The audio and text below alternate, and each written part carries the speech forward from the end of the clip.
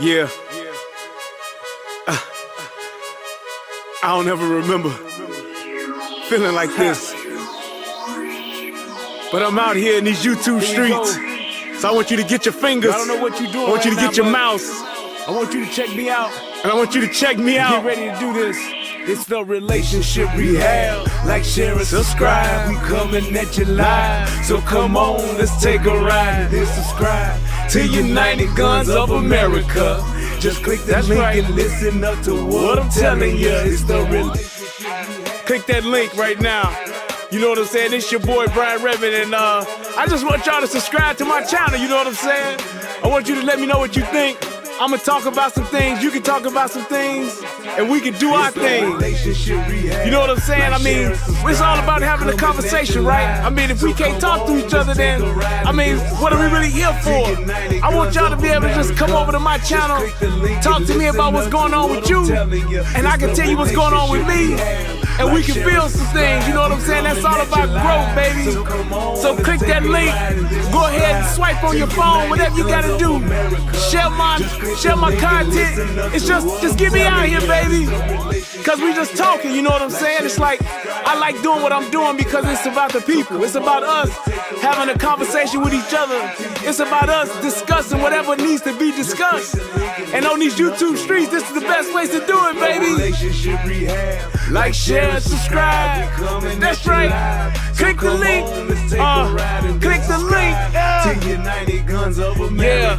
I just want to say thank you to everybody that's out here that's already subscribed. You know what I'm saying? Cause y'all ain't the first one, and y'all ain't the last one. So I just want to give a shout out to everybody that click the link, that click the share, and then subscribe to your boy. Cause we gon' grow this thing together, baby. Relationship rehabbing, United Guns of America. To the world blow up, baby. Yeah. Click the link, baby. Click the link, baby. Yeah. Hey, I just want to send a shout out to all y'all. I love y'all. That's why I do this. It's for the love of us, baby. I appreciate all of y'all. Ooh, we gon' do this thing. We gon' do this thing right here, baby. Hey, look, if you at a computer right now, just go ahead and click your link. What else you got to lose, baby? Tell me what you think. Hit the comment section. You can jump on the live panel. We do it all here. That's what it's all about. So come holler at your boy. I've been doing this for years, but I just got onto this YouTube thing. So hey, let's see what it do and where it can go. To United Guns of America. Just click the link and listen up to what I'm telling you, telling you.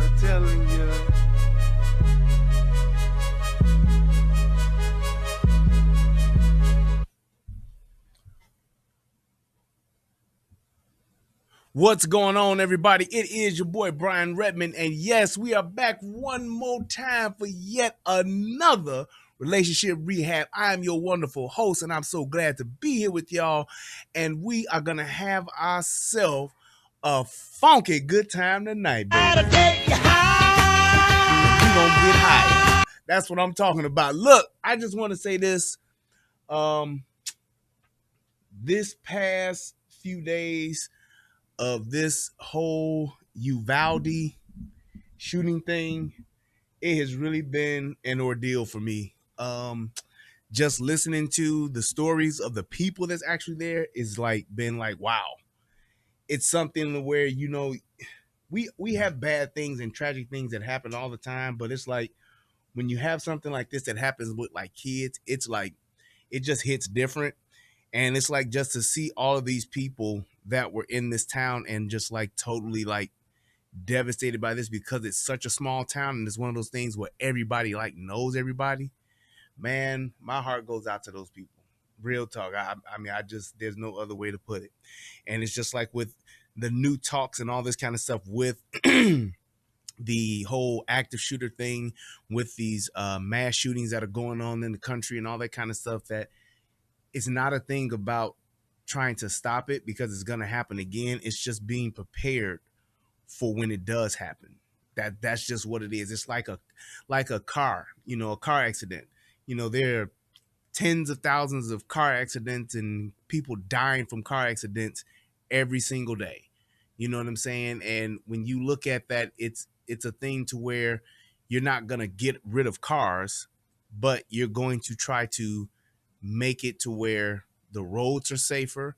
You're going to try to make it to where the vehicles are safer. You're going to try to make it to where the technology, plays a part in those types of things. And I think that's kind of like, I wish that, the politicians that are so anti-gun, instead of having that conversation now, I kind of wish that they would more so get into that part and try to see how can we actually protect those that are in these situations, that could potentially be in these situations. Like, how can we protect our students going forward?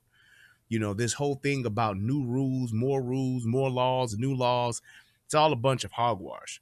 And it's one of those things to where I just wish that they would take this opportunity, as opposed to trying to push their own political agenda, that they would actually say, well, what can we do to actually make things better and make an impact right now, instead of having some unrealistic, utopian dream that we know good and doggone well we're not in. And that's one of the biggest problems that I have with this. One of the things that, when you look at the sadness and the tragedy of it, it's like the politicians that are like, pushing forward their political agenda, they're like the salt in the wound. It's like they see you hurting and they come and put some salt in it, knowing it ain't gonna do nothing to help you. It's just gonna hurt you even more. And it's kind of like that's what they're doing from my perspective. The other thing too is that I've seen a lot of people starting to like come out, and speaking, up for the police officers and things. What's up, Bolo? Speaking to the police and speaking up for the police and all that kind of stuff. And my thing is this, and I even saw, I remember last time we were talking in the chat, people were talking about the Brandon Tatum video where he talked about these police officers, and he talked about we weren't there, and he talked about it. And I looked at it. I looked at it because so many people mentioned it in the chat. And I still think he got the shit wrong. I just, when I saw that video, I went through several things that, no, that's not how it goes. No, that's not true. Talking about the fact that the police department was not prepared. That's the police department's responsibility, is to be prepared. Talking about how police departments didn't have equipment. People don't realize this, but like I said, being on both sides, I know this. There are literally, and I mean literally, tens of thousands and hundreds of thousands of dollars available through grant funds every single year that police departments, law enforcement departments, they get these grants so that they can buy equipment and have equipment on hand for just these types of situations. Also, there are plenty of our military bases that will actually donate certain types of equipment and things like that. So I don't know about all of the, what they had and what they didn't have, but what I do know is that there are ways for them to have gotten it, and they should have had it. They should have had it. So it's like you can play, Monday morning quarterback like we all doing right now, but making excuses for 19 guys being in the hallway, no, that's BS. That's BS. I'm not buying it.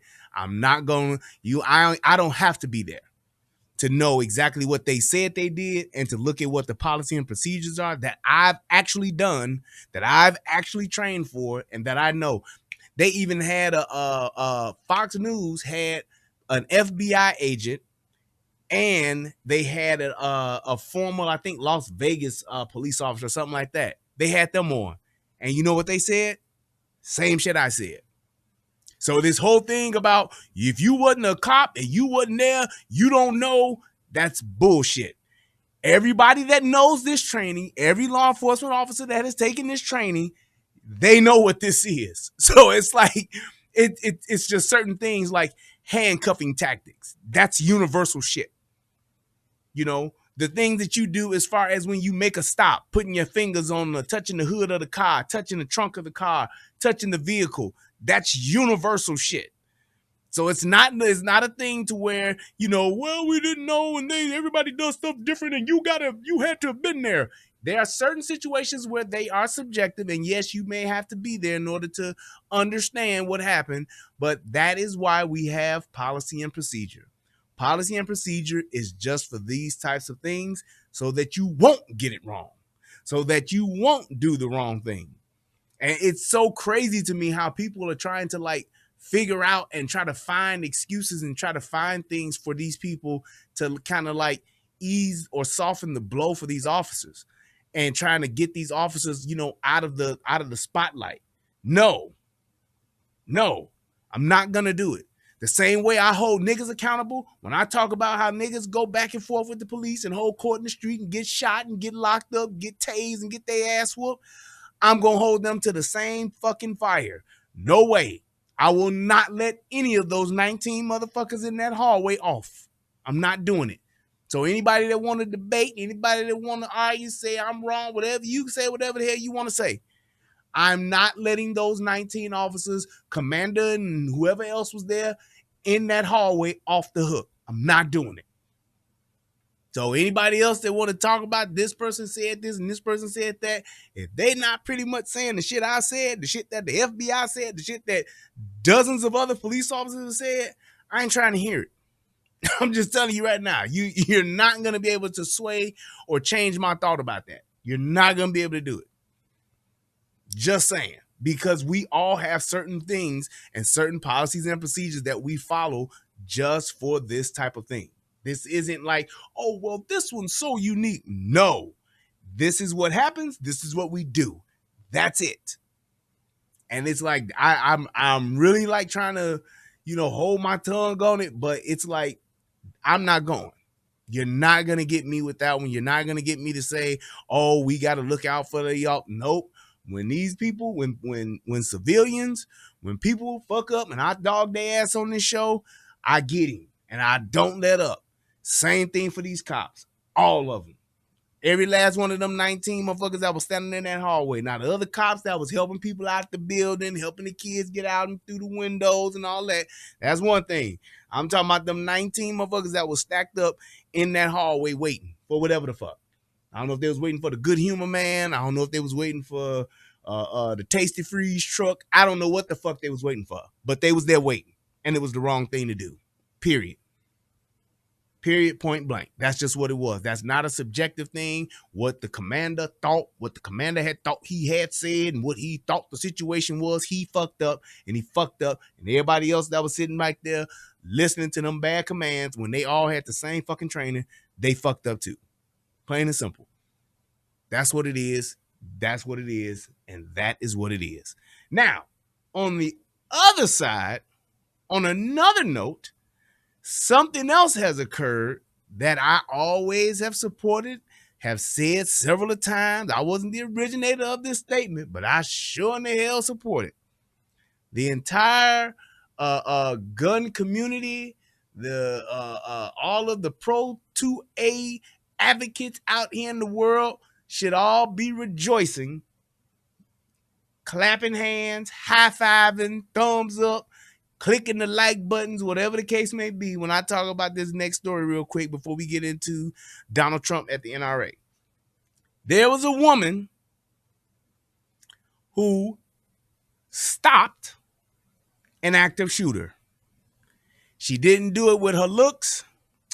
She didn't do it with her fat ass. She didn't do it with her nice round titties.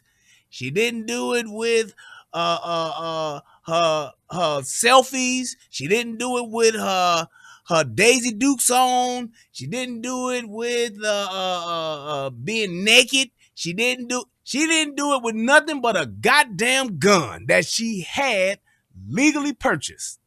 That's what she used. She didn't use her sweet voice. She didn't let her hair down. Hell, I have not even seen a picture of this woman, right? She didn't stop him by twerking. She didn't do any of that. She wasn't giving no sloppy toppy to stop a active shooter. Although potentially, maybe offering some of these shooters some sloppy toppy could potentially delay it at the very least, or stop an active shooter. But she stopped them the good old-fashioned way. She was a good guy with a gun. Or a good gal with a gun. And she literally stopped a guy who was on his way to shoot up some people at a graduation party. Like to hear it? Here it go. It's time for another good idea, bad idea. A late-night shootout ending with a suspected gunman dead. It happened last night at the Vista View Apartments in Charleston while families were celebrating a graduation party and a birthday party. And as News Channel 3's Shannon Litton explains, not all heroes wear capes. She did the right thing. I don't know if any other person would have done that. A woman in Charleston is being credited for averting a mass shooting. Charleston police say it all started when this man, 37-year-old Dennis Butler, was speeding up and down the parking lot. That's when he was approached by people attending a graduation party and a birthday party, asking him to slow down as children were playing. They said he seemed agitated and left, but shortly after, he returned to the complex, armed with an AR-15 style rifle, and started shooting at the crowd. Police say a woman then pulled out her pistol, shot him, and killed him. What? Just that simple. So when all of these people sit back and talk about we got to get the guns off the street, when all of these people talk about why don't y'all put the guns down, when all of these people talk about all of this shit that they want to do and all of the rules and regulations, the universal background checks, getting a gun registry, you should only buy a shotgun, all of that shit comes down to this right here. Straight up facts, straight situational awareness, and somebody who really just said, I'm going to stop the threat. They didn't call no police and have to wait 3 to 5 minutes. They didn't play dead. They didn't hide behind a truck. They didn't do none of that shit. This woman stepped up, said, fuck it, and she pulled out her gun because she had one. Because she had one. And I have not seen the shooting, so I don't know how good of a marksman she was, but obviously she has trained enough to where she had enough experience and enough confidence in herself. That's why they call it self-esteem. It's called self-esteem. It's how you feel about your own self. She had shout out to Cat Williams, but she had enough within herself to actually shoot, and not only shoot but defeat this guy. Yes. And now, thanks to this woman, that nigga's in the upper room. The upper room with Jesus.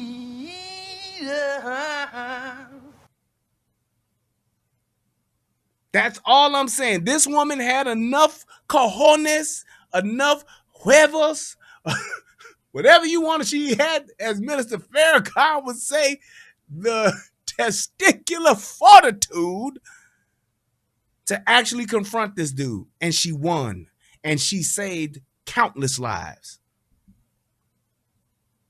Just saying. So when people talk about all that nonsense, when people try to tell you, we don't need no guns, you don't need to have what the army have. Well, I tell you like this, Mr. Sams, you must smoke crack, don't you, son? Because she did it, and she did a good job at it. Why? Because he's not here anymore. Plain and simple. I don't want to know why an active shooter is going to shoot somebody. I don't want to know what was going through the mind of an active shooter when he decided to. I don't want to know what led his active shooter to do. Nope. Once they walk down that path and they step out with that gun, put them down. Now, before that, if we can get them some help, get them some mental help and all that kind of stuff, get them a psychiatrist, a psychologist, put them in a mental institution, I'm all for that. But once they get that gun and they start walking out, walk their ass right on in to The upper room with Jesus. I'm telling you, I tell my brother Easy this all the time. I have no problem when it comes to people like that, when it comes to these people that literally just gonna take some shit from somebody, just gonna end their life because they don't feel whatever, I have no problem becoming somebody's afterlife coordinator. I take pride in it. I'm gonna get you all squared away, sir, ma'am, whoever. Just hang tight. Let me go ahead and get you coordinated, get you set up. You can go meet Peter. You'll be able to, before this is all over, you'll be right on your way and they'll be checking you in before you know it. What do they call that express check-in at the airport? When you can go through, when you ain't gotta go through the regular checkpoint. What do they call that shit? It's not clear, is it? Somebody will tell me eventually. But when you can go to the airport before you go in and got to go through the TSA pre-check. I'm going to get your ass through that pre-check. That's what I'm going to do. I'm going to get you up there as soon as possible. I don't want you on life support. I don't want nobody pumping on your chest trying to save you. Nope. I want you to be over and done with offline. Going right through pre-check, sir. Come on, right this way. We're going to walk your ass right to the tarmac. Get your ass on that plane and let you climb the stairway to heaven, step by step. No check-in. We don't need to pat you down. It's pre-check. It's not curbside check-in. It's pre-check. That's what they call it. Right. I'm excellent customer service. That's what I'm talking about. And that's what she did. I'm beyond proud of this woman. Say on the Charleston, West Virginia case, Charleston Police Department case, this lady was carrying a lawful firearm, okay? A law-abiding citizen who stopped the threat of probably 20 to 30 people getting killed. She engaged the threat and stopped it. She didn't run from the threat. She engaged it, preventing a mass casualty here in Charleston. Police say Butler has an extensive criminal history. Back in 2016. What? He got an extensive criminal background. Not this guy. How could this guy be a criminal and have a gun? That don't make no kind of sense. You can't do that. Now, see, this is where this may not be true now. You can't be a criminal and still get a gun. Nah, see, this how the media, man, the media be lying, bro. The media be lying. How he gonna have a criminal background and then still get a gun? Now, come on now, y'all now. Ain't that some shit? He was accused of shooting and pistol whipping a 19-year-old woman, but those charges were dismissed because... What? He was charged with pistol whipping somebody. Oh, so that means that's a previous charge that he had. Now, how could this guy, being the criminal that he is, he pistol whipped the woman or someone, and they had to drop the charges because nobody would testify? Who would do that? I mean, everybody testifies, don't they? No witnesses testified at the pretrial hearing. Court records show Butler had been convicted of 2 felonies in the past, meaning... What? How could this dude be just doing all this bad stuff? How is that? And he got a gun? An AR-15 at that?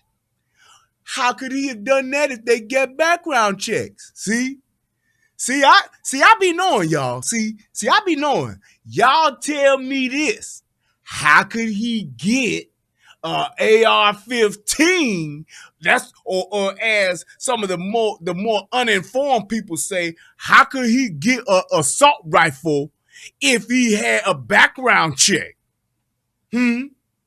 How he do that? See how the media be lying, bro? The media, man, this white media be lying, bro. I'm telling you, kid. How he gonna do that? He can't do that. You can't have no record, then you go get a assault rifle to go and shoot people. You can't do that, bro. He's lying, yo. This this reporter's lying, bro. He should have never had a gun to begin with. Not in 2016 and not on Wednesday night at the Vista View Apartments. What? So he had hold up.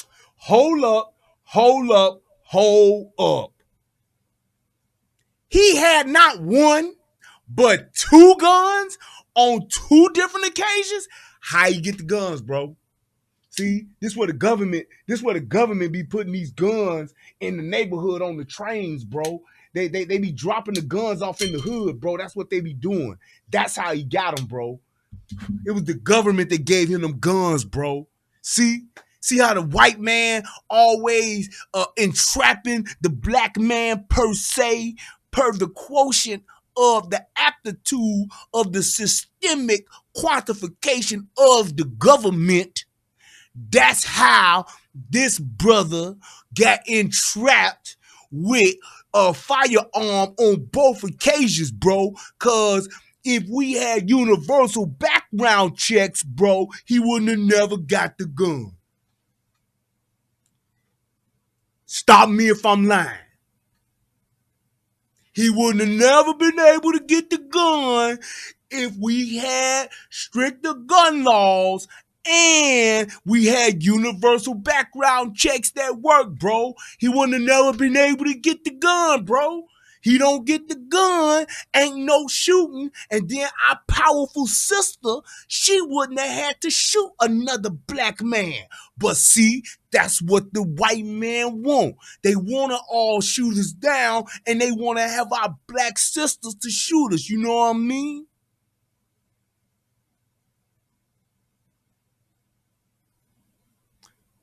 For those of you who may not be aware, Brian's being facetious. She's just a member of the community who was carrying her firearm lawfully, and instead of running from the threat, she engaged with the threat and saved several lives last night. Quick actions that avoided a massive tragedy as we continue dealing with the aftermath of a mass shooting that left 19 children and 2 adults dead in Uvalde, Texas. Shannon Litton, WSAZ News Channel 3, Charleston. He's this dude, Matthew Harris. I'm really trying to picture the character you were talking as. You could put one of them turbans on my head. You could put one of those FOI hats on my head.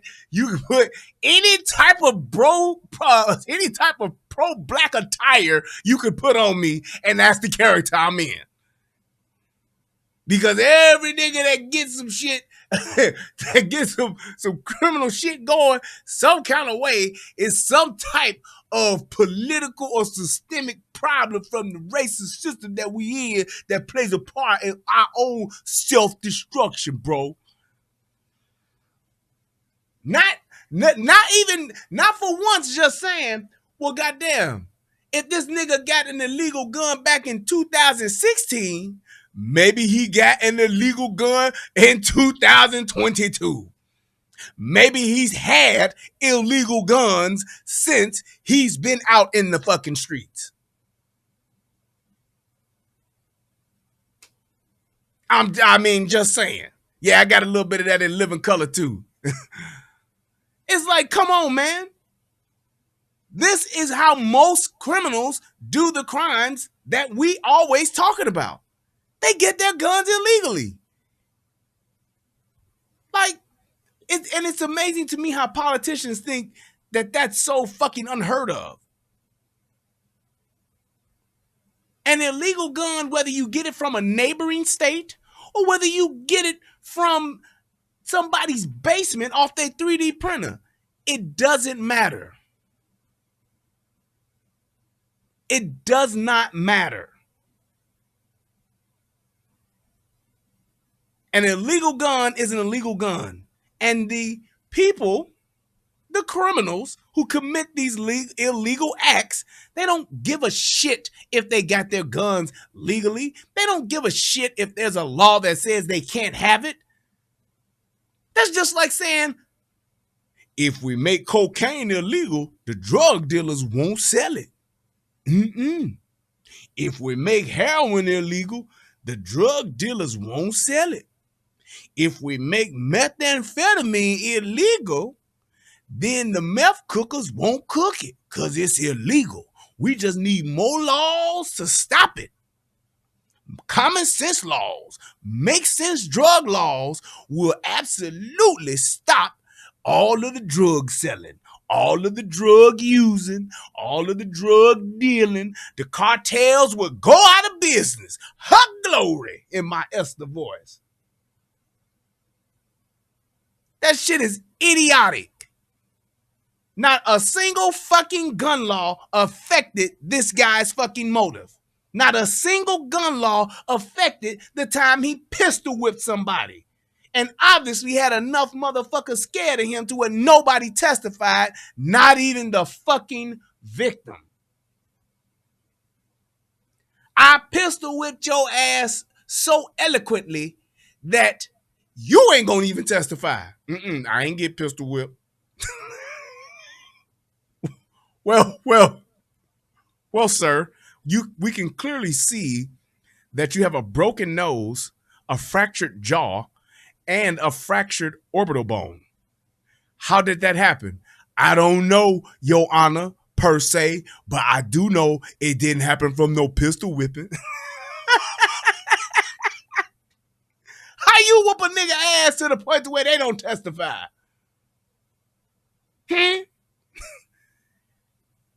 How? How do you whoop somebody's ass to the point to where they say, fuck it, I ain't telling on the shit that happened to me? Yeah, I know it happened to me, but I'm not telling.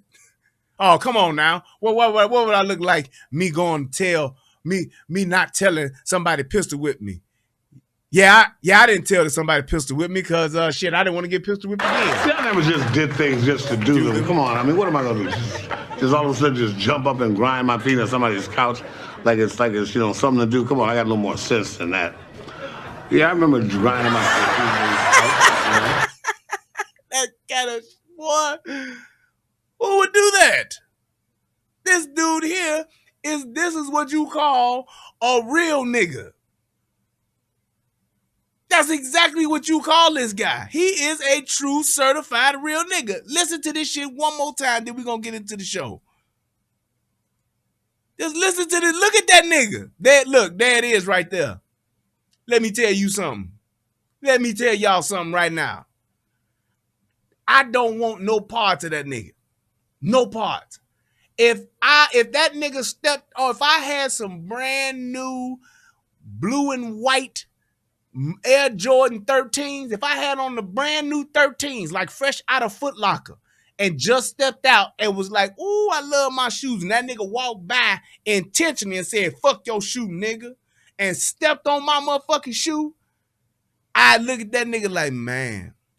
I look at him in shock, and then I put my head back down. I don't want no parts of this nigga. I don't want to fight him. I don't want to throw hands with him. I don't want nothing. That nigga there is rough. That nigga lives a rough life. That nigga has been indoctrinated and baptized in the streets. I don't want to deal with niggas like that. If he pistol whipped me, I probably wouldn't testify neither, just because a bitch like Kim Fox gonna put this nigga back out on the streets before I get out the courtroom. Y'all remember in Shaft when they let the white boy out and Shaft still had that driver's license, but they was both walking down the steps of the courthouse at the same time, and Shaft flashed that license at that nigga like, yeah, I still got this witness though, nigga. And that white boy looked at his ass, Christian Bale looked at his ass like, damn. Me and that nigga would have been walking out at the same time in Chicago. In Chicago, nigga, Kim Fox, she had these niggas out right as soon as they don't even get all they shit checked in before they getting back out. You know how they put all their shit in the bag? The motherfuckers still be, the motherfucker that be checking in, the motherfucking inmates, that bag ain't even zip locked yet. He ain't even put it on the shelf yet. He got it sitting right there on the counter because he know that nigga on his way right back down to get it because he out on whatever bail or dismissal or whatever charges. I'm telling you, I ain't dealing with no nigga like that.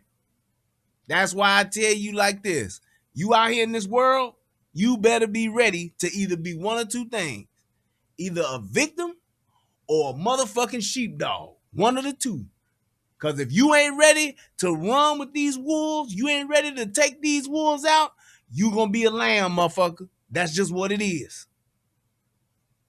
That's just what it is. It's lambs, wolves, and dogs out here.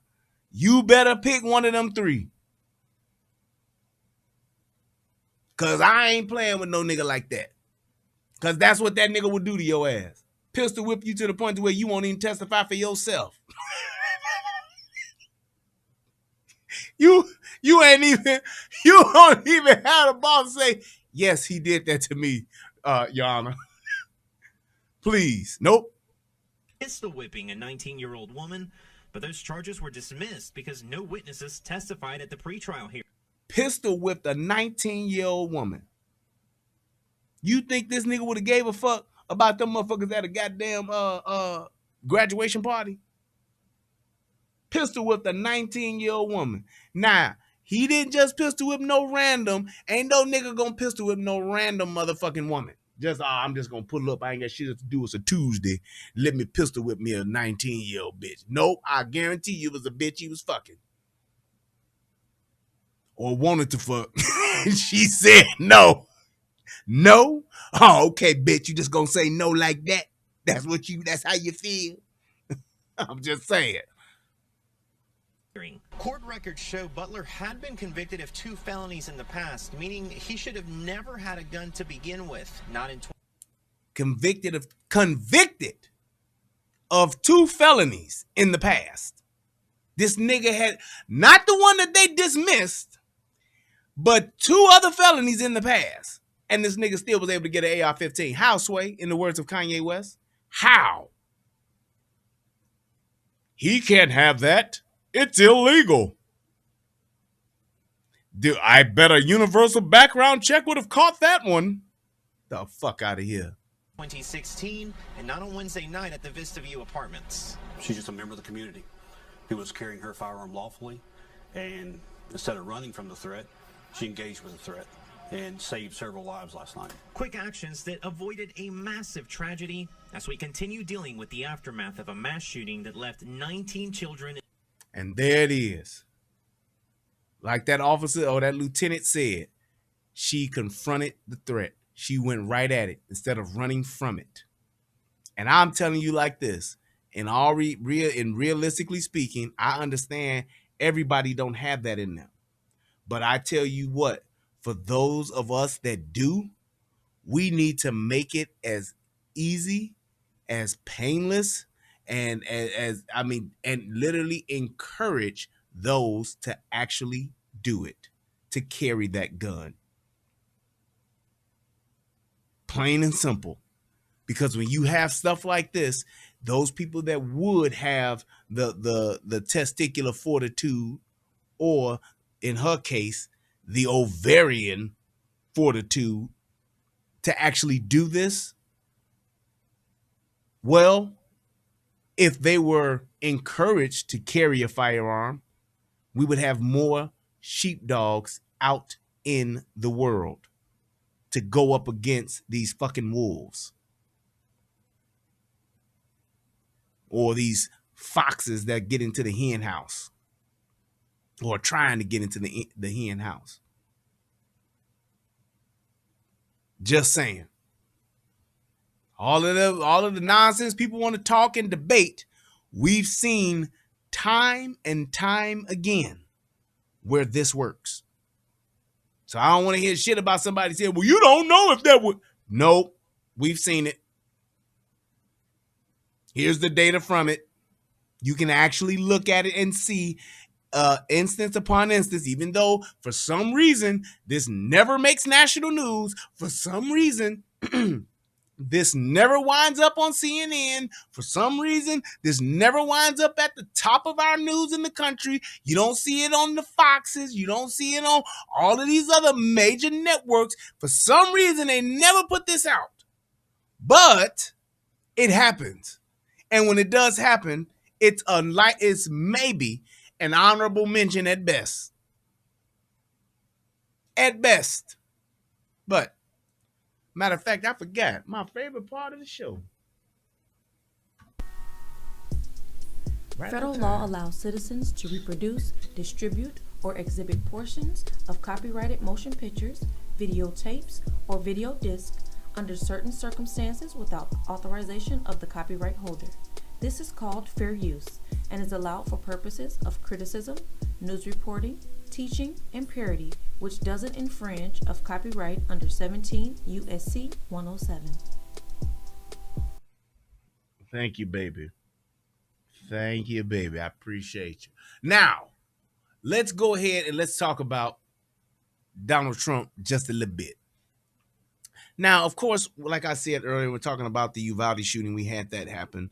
And coincidentally, the NRA convention, which is held here in Houston, Texas, was being held yesterday. It was kicked off yesterday. It's or day before yesterday. But the National Rifle Association convention was down here in Houston, Texas, was scheduled to be here way before this shooting happened and all that. And the thing was that a lot of people protested against it. A lot of people didn't want the NRA to still have their convention because some kind of way they're associating this tragic situation that happened in Uvalde. They're trying to actually blame the NRA for some cheap form of fashion. I don't know how the hell it's the NRA's fault, but the fact is, you people look at the NRA as the reason why we have been able to preserve the Second Amendment. They look at the NRA as to why we have guns. Whatever the case may be, I'm glad the motherfuckers are here. But that's just my personal opinion. But there were so many scheduled guest speakers that were supposed to actually be at this convention to actually speak for all of the people who want to go to the NRA, all of the people that support the NRA, all of the people that are pro-2A. This is a time that they get together just like any other organization or any other group or any other movement or any other association, how they have their annual conventions or whatever. Don't nobody go and protest the goddamn Essence Festival. Don't nobody go and protest the Woman Thou Art Loose conference. Don't nobody go and protest or got anything against manpower. Don't nobody go and do that, right? And these people are doing what? Literally getting together with their like-minded folks to actually, hey, fellowship, commune, whatever the case may be, and to just basically spend time with those that share the same message that they share. Thank you so much, CJ Gunn. I appreciate that. I keep forgetting to do that. But they thought, and people had the expectation that they should have just canceled the whole thing. Those that are anti-gun were the very ones who were saying we need to go protest, and they did, and they didn't want them to do it. They said they were the reason why a lot of this stuff keeps happening and tried to blame them. And then, which was kind of disappointing to me, was some of these politicians actually canceled their appointments. They pulled out. They pulled out. Like a lot of irresponsible men should learn how to do. But that's a whole nother conversation. They pulled out and didn't speak. And I guess my thing is, those people that did that, I guess you were doing what was best for your political career, whatever.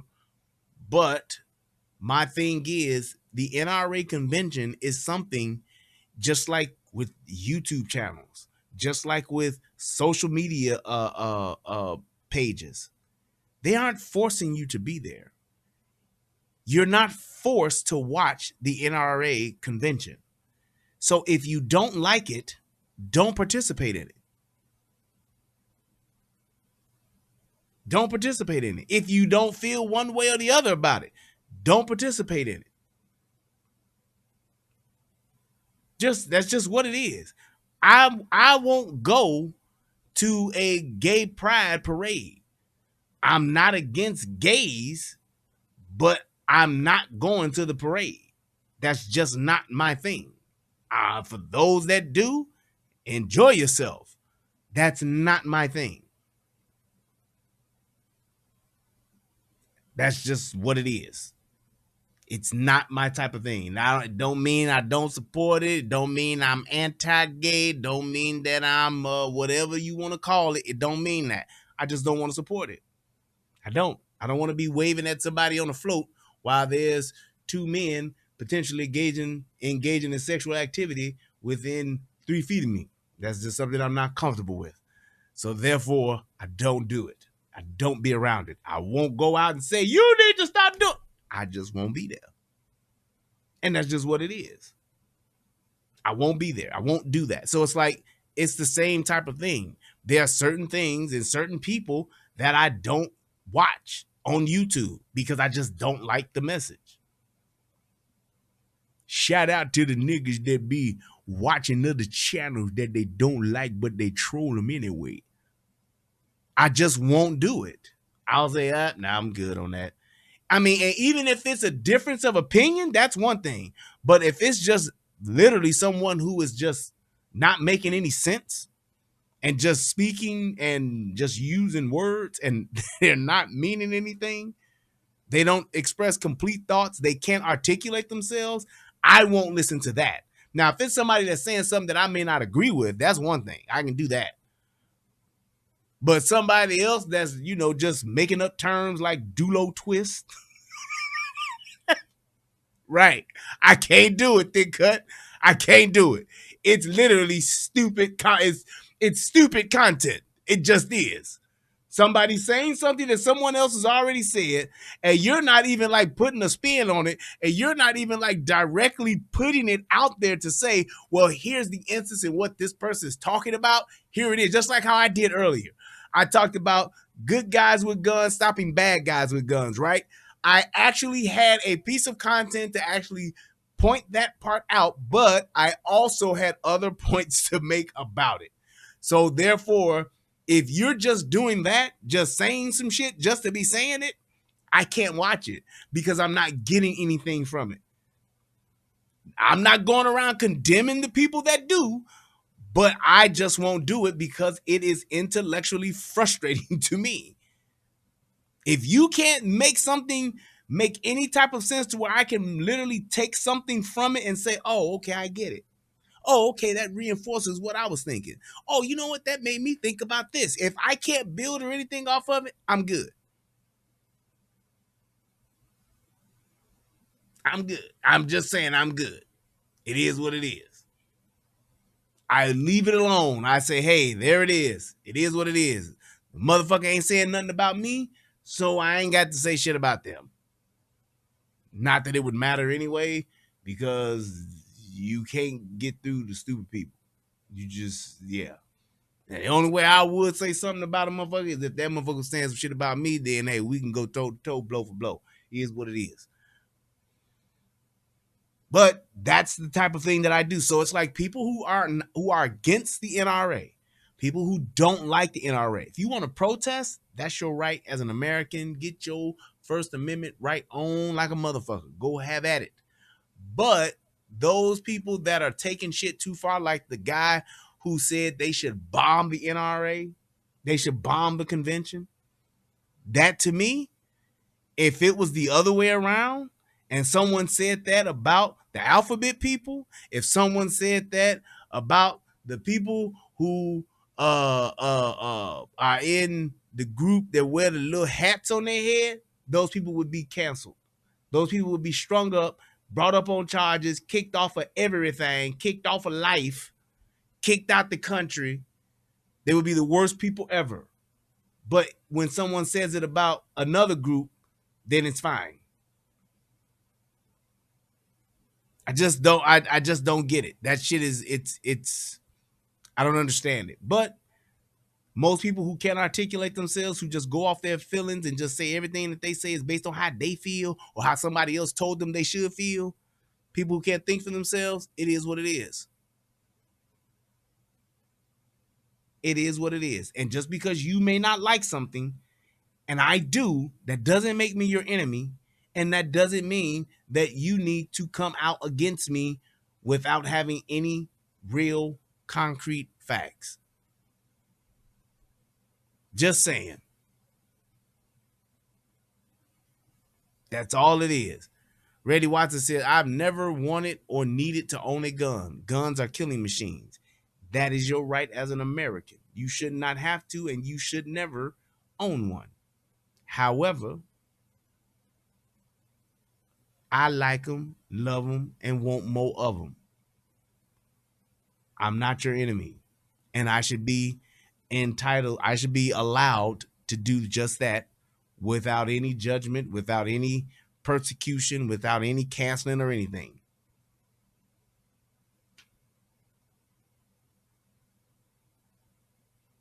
Exactly. It's my right. You don't have to exercise. It should be there just because it's an option. It's like it's an option. I should be able to do it if I want to, and if I don't want to, I should never have to do it. But it's there.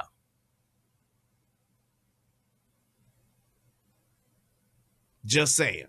So with that being said, the fact that Donald Trump held true to his commitment, I salute him for that. And my thing is too, and one of the main reasons why I did this video is because a lot of people don't really know what goes on at conventions, first of all. And then for something like this, especially during this time, I salute those guys for changing. Well, if they did change their message, well, a lot of them didn't have this message. But the fact that Donald Trump tailored his message to the people in the moment, I salute him for that. And if he did it or his speechwriter did it, whatever the case may be, hats off to him. Because I think this is one of his best speeches that he's ever given. This is one of the best times I've ever heard him speak. I was really, really impressed. If he could stay in this lane and stay in this mode that he's in like now and get out of the petty finger pointing and shit like that and just literally like calling shit out the way that it is, I would love for him to stay in that lane. I don't like it when he gets into the bickering part of shit and bickers and acts like a bitch when he goes up against other politicians, especially ones he don't like. I don't like when he does that. When you're right, period. And when you have a great point and you can make it and articulate it, nobody can really ever, in any shape, form, or fashion, defeat you unless they literally are trying to keep you from speaking. That's why when people have conversations and they won't answer direct questions, or they just keep veering off and answering or bringing up other points and talking about different shit and still will not answer the question, it lets you know that not only is your argument good, but your argument is in there to them, it is fucking rock solid and it can't be debunked. That's why they're talking about other shit. That's why they're bringing up other points. That's why they're bringing in other mitigating factors, other circumstances, as opposed to addressing what's being said. That's just what it is. And I've learned that in just my years of just talking with people, debating with people. When you can't just answer a question under any circumstances, don't be talking about why you yelling now, why you getting so loud. That means they're stalling. Their brain is literally stalling because I'd like to explain something. I ain't punchy. I got what you call, like, I don't know, a relaxed brain, but I ain't punchy, It's just the way I talk here. What's the difference? They are. They are. Yes. When they are doing everything else but answering your fucking question with a direct fucking answer.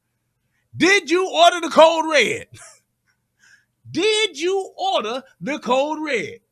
If you can't respond with, you goddamn right I did, then you full of shit. That's it. That's all it is. Did you order the code? Don't tell me about nothing else. Don't tell me I'm yelling. Don't tell me I'm being loud. Don't tell me I'm cursing. Don't tell me. Nope. Did you order the code red? Matter of fact, I got to get that. I'm going to get that sound bite. That's all I want to hear. I don't want to hear shit else but a you goddamn right I did. That's all I want to hear. I don't want to hear nothing else. And when people can't do that, they let you know you're making a hell of a point. And they don't want to let you continue to reinforce that point and make additional points because they're going to fucking lose the argument. That's why people do that. Just a little in case you didn't know, that's what that is. But without further ado, come on 45 and holler at us. We gathered this week, citizens across this state and across this nation are filled with grief in the wake of the heinous massacre of Robb Elementary School in Uvalde. You know all about that and what a horrible, horrible thing it was to see it, to watch it, to hear about it. The terrible murder of 19 innocent children and 2 adult teachers, with many badly injured, was a savage and barbaric atrocity that shocks the conscience of every single American. So horrible. I want to ask for a brief moment of silence as I read the names of these beautiful people, all young, wonderful lives ahead of them. They're brave teachers whose lives were destroyed by an out-of-control lunatic. So we'll start. Now, here's my thing about this. This is what I liked about it. He didn't just get up there and mention it. He didn't just get up there and just, say, yeah, I just want to, have a moment of silence for those people. He literally made it a little bit more personable. He made it a little bit more authentic by actually saying their names. And I definitely salute him for that. That is how you do it. Because it's not that he knows all of these people. It's not that he has a connection with these people. That's not it. It's not a thing of him trying to use these people to be able to do the stuff that he's doing and he's using their names. That's not what it is. This man has enough blood, enough clout, enough gravitas, whatever it is, to where he genuinely just took it and just said, hey, let me actually acknowledge these people that died. And what better way to do it than to actually be on a stage like this with all of these people watching, and especially somebody who has as much celebrity status and popularity that he has across the fucking globe, to call out these people's names. That to me is how you do it. I like the fact that he did it that way. Alexandria Rubio. Aletha Ramirez. Amory Garza. Annabelle Guadalupe Rodriguez. Eliana Cruz Torres.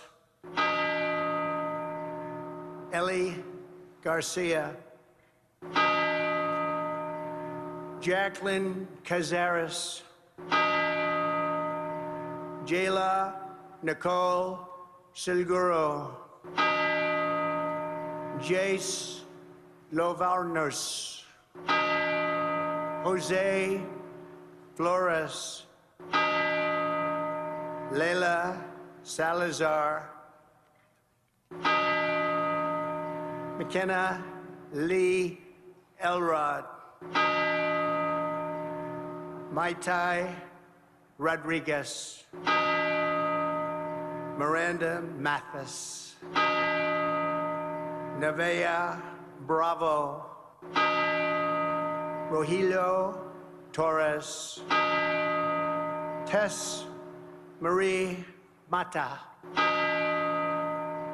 Ozia Garcia. Javier Lopez.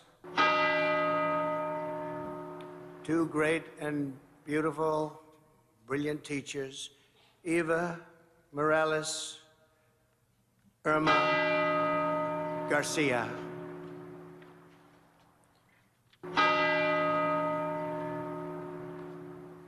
And thank you very much. I'm going to say this. I thought about bypassing it. I thought about not playing that part and just fast forwarding it. I'm going to tell you why I played it.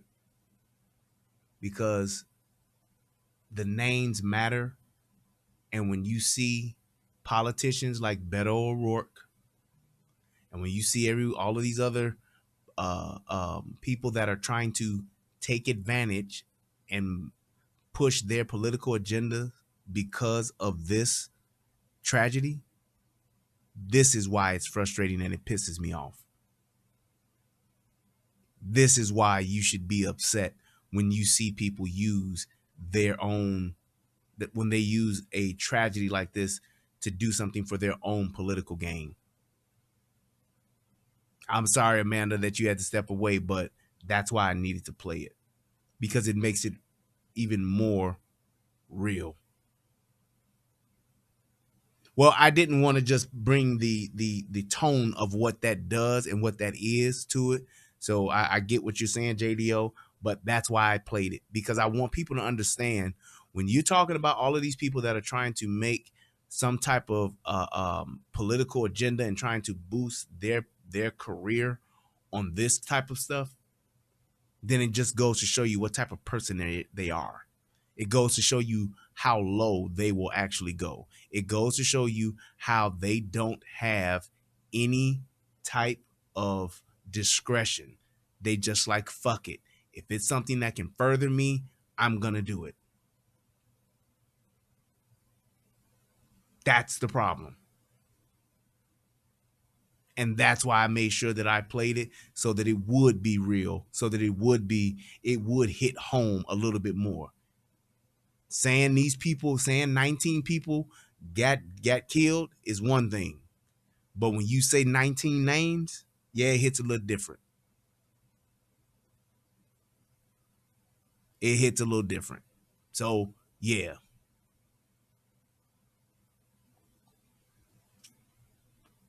Randy Watson said this man only has love for himself. Let's be real. No different than Beto using this as an opportunity for his campaign. How? And he's at the top of the game. I would agree with you, Randy, if he was struggling in the polls. I would agree with you, Randy, if he was, at the bottom of the polls. This dude is literally has the Midas touch.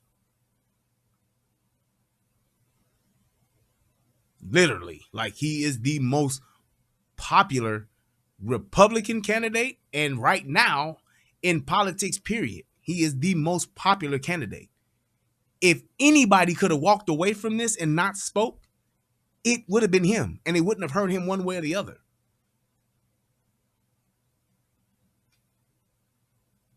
So I don't understand how it's his game, but, and the fact that you saying he only has love for himself, I mean, who should he be having love for? I don't understand that. You saying this man only has love for himself. Let's be real. Who shouldn't love theyself? I know I do. But my other thing is, you're saying that to say he should be loving who? Who else should he be loving that you're saying that he's not, because he's only had love for himself? Because we don't know this man personally, so we don't know that. But who else is it that he's not showing love to that he should be? Just going off your words. Fuck Abbott, Cruz, Beto, and Trump. They all push political agenda. How and when? Because all I've heard those other guys talk about are ways to make our schools safer. Well, Beto didn't. Beto was talking about laws. But Abbott, he was even pissed off that he got misinformation from the fucking police. I didn't see Cruz speak. I know he spoke at the NRA, but I didn't see his video. But I'm just saying, what political agenda is being pushed here? And please point it out. Point it out to me. The only thing that I believe that he did here was just show, number one, what his thoughts and opinions are of what's going on, and his support of the NRA. If you want to call that political agenda, I guess you would be right in that instance, but he's actually showing support for a group that he obviously supports has been supporting. It ain't like he just recently got on the NRA bandwagon.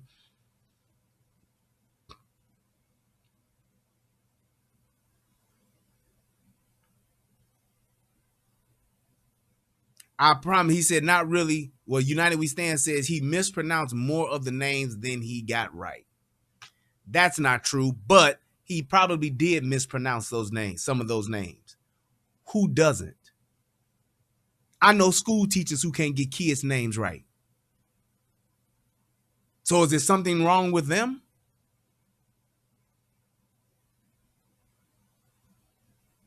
I'm just saying.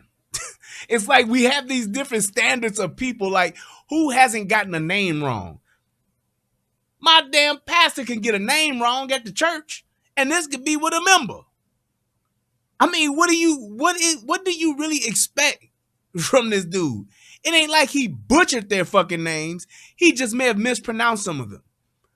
Should he be condemned for him not being I guess more fluent in Spanish? Just saying. Is that what it is? Is that really the crime? Is that really the wrong thing here? Thank you, CJ Gunn. How about his intention, though? Was his intention bad? It's like we love to actually say it is not actually extremely disrespectful to speak those names incorrectly. That is not true. That's not true. That's just like when I was talking about the guy who was doing that. What'd that do? His name was something Leolia. His name was difficult to pronounce. Even fucking Al Sharpton was mispronouncing his name, calling the motherfucker Loyola. I mean, Ben Crump was mispronouncing his name, and he was representing the motherfucker. I guess that's extremely disrespectful.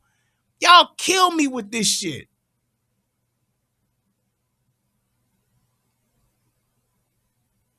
People kill me with that shit. But if it was their mama up there saying these names and her half uneducated ass or her dumb ass was fucking it up, they wouldn't say shit then. Or how about this? Let's just call a thing a thing. How about when it's actually people that are Hispanic fucking up American names? How about when people that are Hispanic fuck up the English language? Do we call that extremely disrespectful?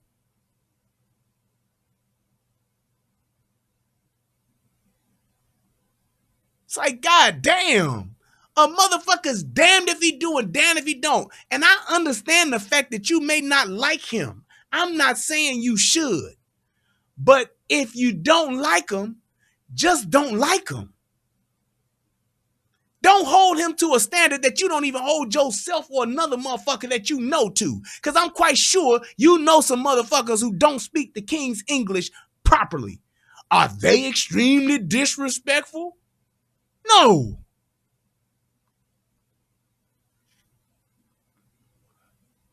That shit is ridiculous. This is the problem with niggas. And I'm saying that I don't know if what this person's nationality is, or this person's race is. I'm just saying niggas, period.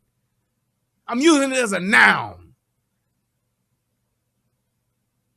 That's bullshit. He knew he was going on stage.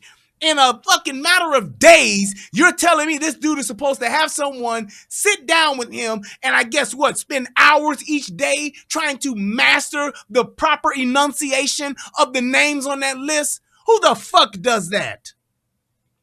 Jesus Christ. Y'all don't really understand how fucking stupid y'all sound. Y'all just say shit just to be critical of a motherfucker without being fair. Because I promise you, if somebody you did like was saying some shit incorrectly, you wouldn't say not one time out your fucking biased ass mouth. Yes, I said mouth. He's being extremely disrespectful. Those people are dead. So I guess I can't pray for those people because I don't know how to pronounce their name to the Lord.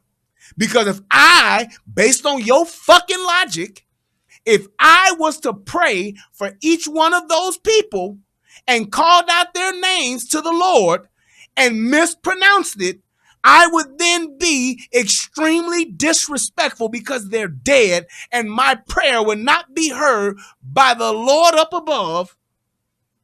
Because I'm out of pocket, I guess. I'm extremely disrespectful based on your fucking logic. What he said, how fucking hard is it to pronounce a dead kid's name? Motherfucker, I will get you some fucking attendance sheets for Chicago public schools, and I would bet your ass $10,000, motherfucker, that you fuck up some of them names if you had the fucking attendance books for 2 weeks. Fuck you talking about? A kid name, and this ain't no fucking lie. There's a kid whose name was spelled shithead, and nobody knew how to pronounce his name. You know how it was pronounced? Shahid. Fuck you talking about? UK, it's easier to learn somebody's name. Boy, please. As fucked up as these people spell shit, you a goddamn lie. But because you don't like Trump, you gotta say any little thing you can. I bet your ass I learned those names before I stepped on stage and used those names for politics. Well, maybe, motherfucker, he wasn't using them for politics. He was using them to acknowledge them. I didn't hear nobody boo, motherfucker, and I'm quite sure there were plenty of Hispanics in the audience. I didn't hear anybody hiss, motherfucker, because there were plenty of Hispanics in the audience. I didn't hear anybody come out on social media. I didn't hear anybody come out on CNN and say, I can't believe he was that disrespectful in pronouncing some of those names. But I guess that's why you're not in politics, United We Stand. I guess that's why. And I believe you're doing us all a favor. Because fucking around with you, you'd have an enunciation law. Stupid son of a bitch. Okay, you dumb son of a bitch. You dumb son of a bitch. Damn it. Layla, brilliant teachers. Eva, stolen from us by a malice that no words can describe. Sickness. The monster who committed this crime is pure evil, pure cruelty, pure hatred. Well, I tell you what, United We Stand, we love to hear you get every last one of those names right when you speak at your convention. When? Please put it in the chat, sir, or ma'am. We love to hear you get them all right. Let us know when you're going to be speaking at your national conference so we can all tune in. Better yet, I'd buy fucking tickets for it. So you put that in the chat. How about that? So show us how it's done. Be the vision of good, sir, ma'am. Be the vision of good and let us know when you're going to get these names corrected. You're going to talk on a national fucking stage. Let us know so we can come see how it's supposed to be done, and then we'll get Trump on board. Absolute pure hatred.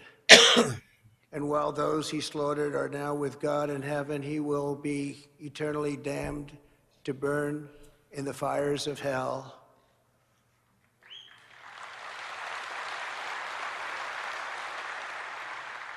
As we mourn for...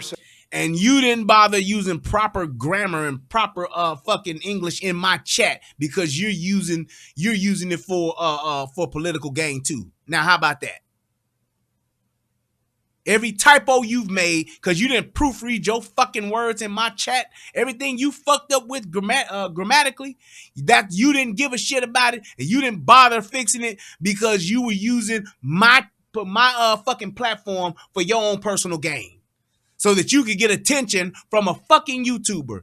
That's why. No, you are on stage, motherfucker. You on my platform. Fuck that. I got thousands of fucking subscribers. You on my platform, sir. That is a stage. So the fact that you didn't take enough time to proofread your shit, then you're doing the same goddamn thing. So, sir, you can stop it now. Because you just did the same shit he did. You should have proofread your shit and spell checked your fucking comments before you put them in my chat. And the fact that you didn't meant that you just trying to get attention from a fucking YouTuber. Ma'am. So many beautiful victims. I know that everyone here joins me in praying for the families who are suddenly missing the brightest light in their lives. We see their agony. We ask God to ease their suffering and to heal. I didn't say you used kids, motherfucker. I said you used me. That's what you did. You was trying to get by on my laurels, motherfucker.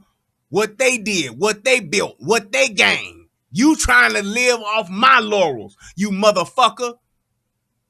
Nah. Shout out to Tommy Sotomayor. How about that? I didn't say shit about you using kids for, I don't know what the fuck that shit is, politics D, motherfucker. But again, you are out of line, sir. You using my platform for your own personal attention and your own personal gain. So you just as bad as Trump. Now shut up. Or better yet, Sit your $5 ass down before I make change. Feel their pain, and together we grieve side by side as one great American family.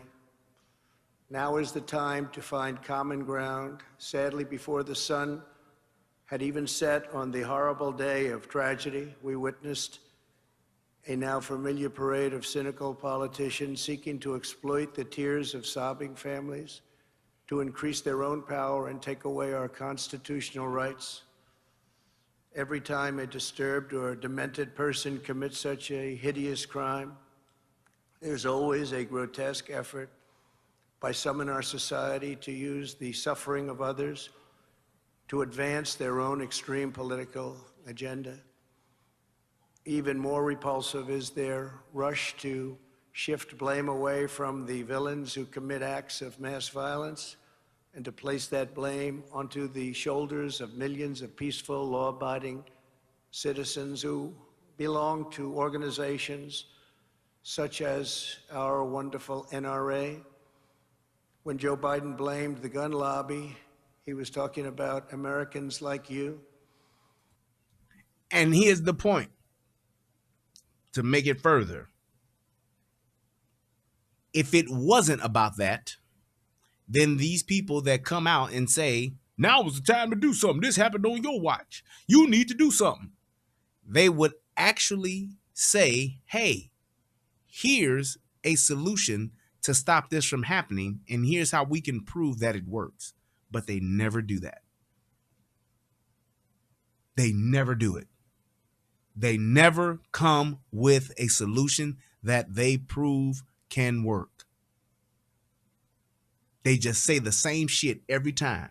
Case in point, ban assault rifles. I'm using their words. They say ban assault rifles, get a gun registry, get background checks, ban magazines, high capacity magazines. Those are they 4 hot words. Just saying.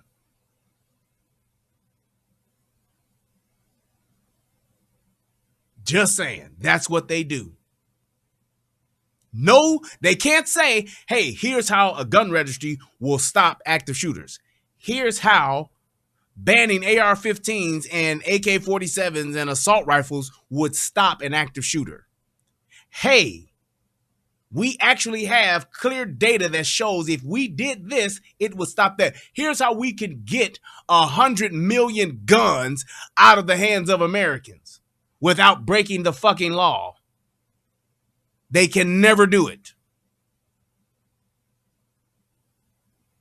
You mean like good guy with a gun? First of all, if you gonna quote me, bitch, quote me right. It's the only thing that stops a bad guy with a gun is a good guy with a gun. And I just showed you a fact as to how it happens. So I'm not just saying a hot phrase. I'm actually making a factual fucking statement, because what I said, I can actually show you that it works.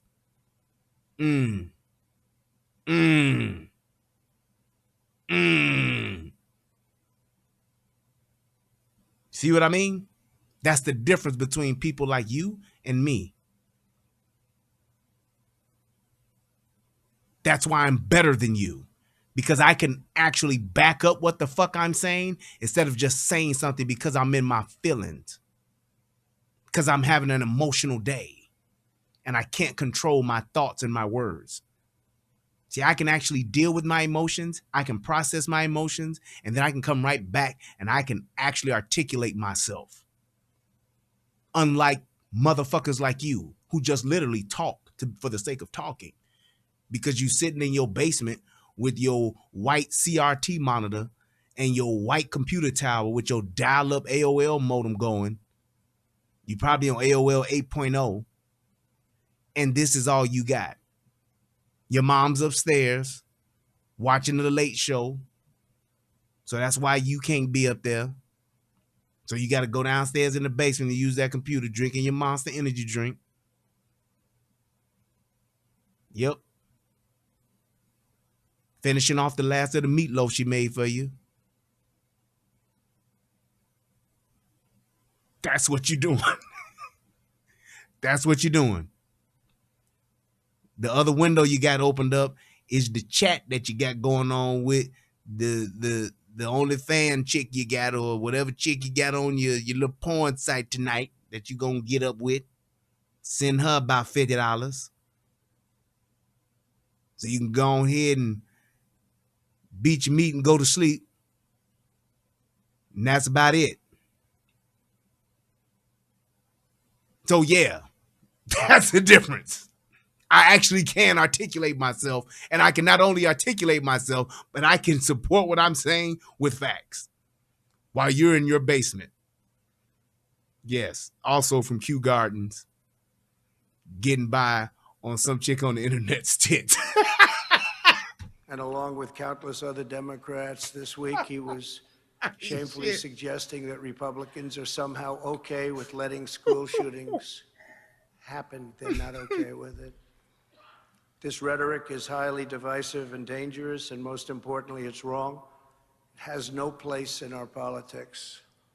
As always, in the wake of these tragedies, the various gun control policies being pushed by the left would have done nothing to prevent the horror that took place. Absolutely nothing.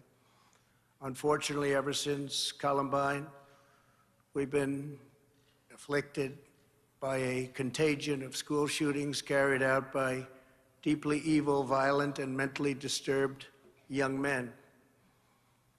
Actually, Mr. Trump, has been happening way before Columbine, but it's happening more frequently, to understand what he's saying. But here's the thing with this. The laws that these people want to enact, the laws that these people are saying we need, and even, I think it was Whoopi Goldberg said the other day that they need to just do away with the Second Amendment. And the idea of what America is, the idea of what America was intended to be, is about not necessarily per se guns, but it is about the freedom to have freedom. That's why they broke away from the British, because they did not have freedom.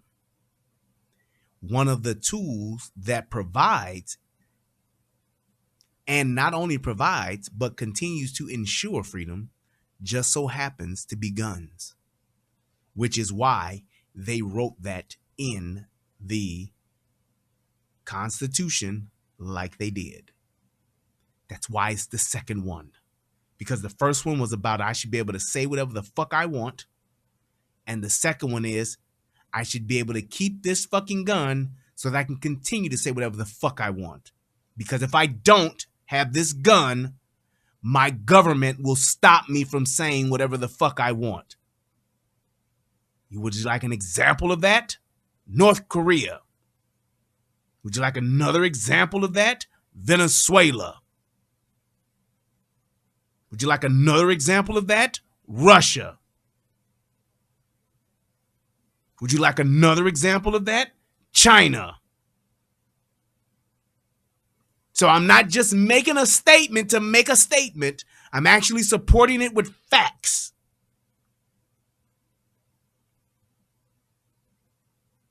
Because all those places I just named, you try to go there and do what the fuck you do here over there and see what happens to your ass. DeBell 5000 said, why is parenting never questioned? Thanks for the donation.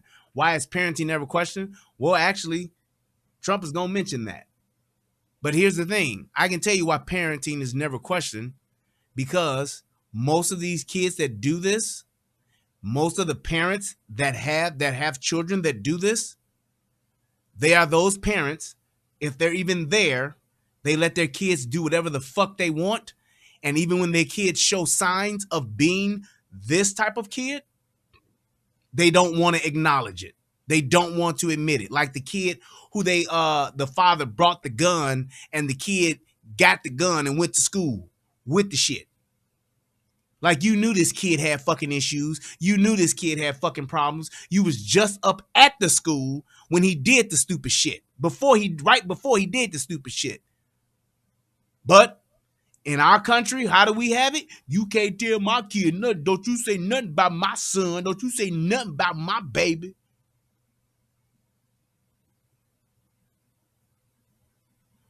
Actually, you're wrong again, United We Stand. They just banned AR-15s. They just banned AK-47s in Canada. You dumb son of a bitch. Okay, you dumb son of a bitch. You dumb son of a bitch. Jesus Christ.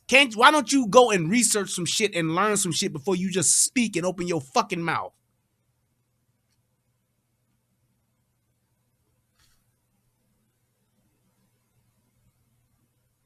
You could barely get those fucking guns over there, and now that you can't get them, the ones that got them, they gotta turn the motherfuckers in.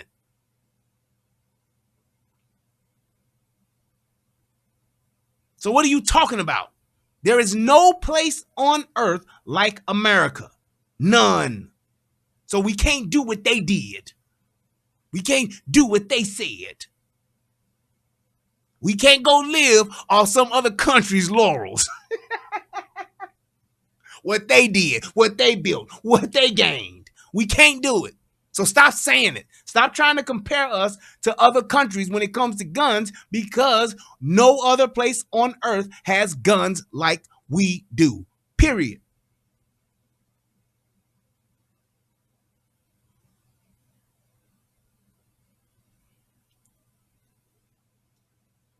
You can't own guns in Canada. God damn. See how extremely disrespectful you're being, sir? You're not saying what I said. And you got that comma with and they without a space. Extremely disrespectful. And you just did it again. Jesus Christ, man.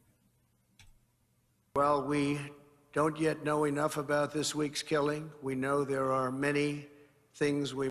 Yes, but it's regulated, sir. I can't go buy 20 guns in fucking Canada. I could do that here. That's my point. Say that question for me to the end, Calvin. I can't do that. But let me go ahead and add insult to injury, because I just like slapping your ass around verbally. So you said no other place shoots up kids like we do, period. All right? So here's how you would compare that. You would compare the school shootings that we have. You would compare the AR-15s that they're trying to get rid of. You would compare rifle shootings to other countries, right? How many rifle shootings do we have in America on average? It's about 400, 450 of those shootings. It's less than 500. Now, you show me a country that's as large as us that has less than 500 shootings. 500 murders, I mean. Then you'd have a point. How many people are in Canada? How many people are in America, sir? I know you don't know. But let's find out. I got time.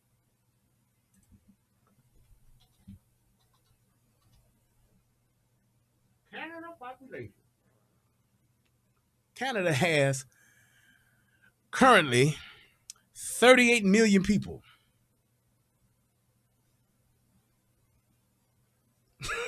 You see how stupid these motherfuckers are?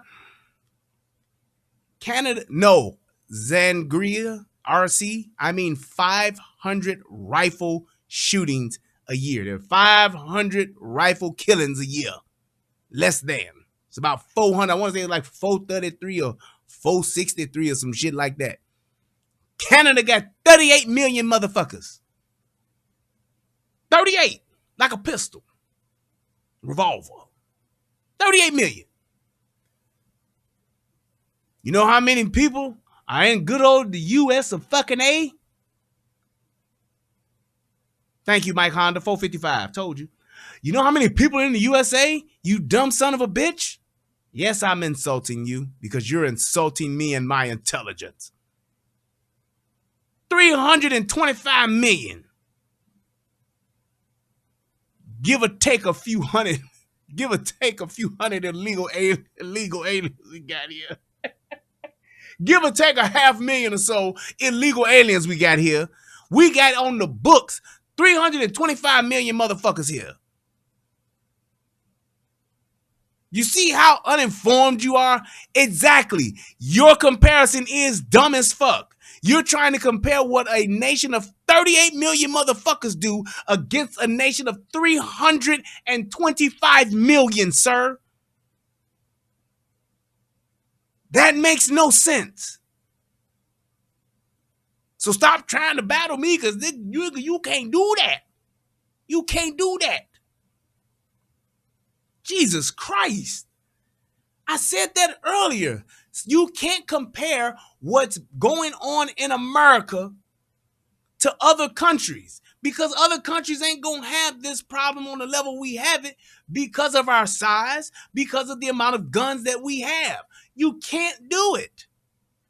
And because of the freedoms and the laws that we have. Now, if we had another country that was just like America, then I would get it. You would have a comparison. Name a country that is just like America. You can't, sir, ma'am. He says, and gun owners are the severe minority. Where? Where are you talking about? Zangri? We regulate guns just like we regulate clip sizes. The only difference between other countries and us, we allow citizens to openly carry military-style weapons. Okay, so, all right. United We Stand, where are you from? And where do you reside currently? In the U.S., most guns are purchased by repeat customers. That's not true. Like, I don't know, what the fuck are y'all people living? Under a fucking rock or just in your mother's basement? Do you realize, just Google the numbers of the increased firearm sales and firearm owners since 2020. 2019 till today. 2020 till today. What are y'all talking about, man? What the fuck are y'all? Y'all just be talking just to be talking. Gun regulation is nothing. He said. You see how I asked a straight question and he wouldn't answer? You see? There we go. Here we go. Here we go. Here we go. Talking to this nigga and he won't answer a damn thing. He talks about this, he talks about that, except my fucking own question. Just answer my question. Where are you from as far as your country? Where do you reside? At least if you're in America, what state you in, motherfucker? Where you live? Where you grow up? Jesus Christ. Gun owners own multiple firearms. The majority of Americans do not own guns. That is not fucking true, man. Damn. Y'all motherfuckers, man. I'm telling you, this is why, I'm gonna give y'all, let me just make this point. This is why politicians and our government is able to do the shit that they do, because it's so many uninformed and not trying to even be informed Americans in this fucking country. They will say stupid shit just to keep saying it. What do you mean by when you say gun owners, multiple firearms, the majority of Americans do not own guns? How do you know that, sir? And my point is this. What does that have to do with the point you're trying to make? Tie it together. I'm going to give you that and say you right. I'm going to say you right. So I'm agreeing with you. So we ain't got to debate that. What is your point that you're making with that, sir? Or are you just giving random facts?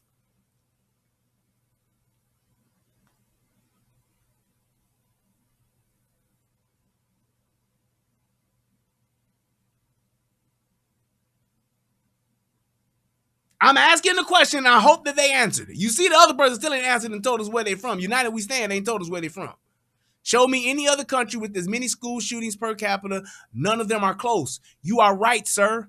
Show me another country that has the freedoms that we have, and they're not even close. You're not going to come close. What are you talking about? Jesus fucking Christ. The minority is becoming a detriment? A detriment to society? The minority is becoming a detriment to society.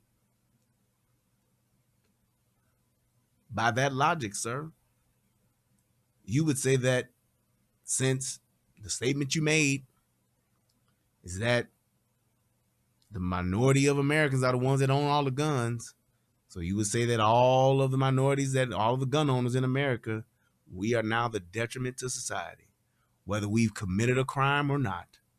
Fuck the fact that the violent criminals, the people that commit the violent crimes, that over half of them are niggas.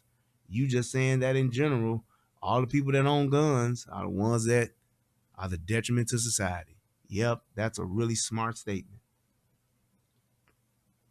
That's just like me saying 600,000 people that die from cancer every year.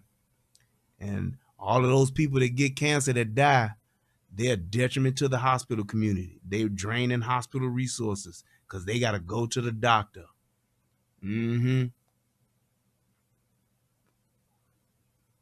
That would mean that whatever the minority of the people is, the minority of the drunk drivers, they're the detriment of society, because even though you got a DUI and you ain't killed nobody yet, you gonna.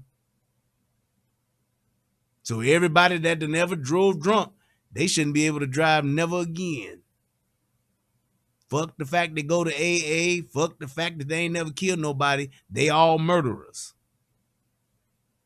All I'm telling you, sir, is to say that guns are destroying communities like no other tool available.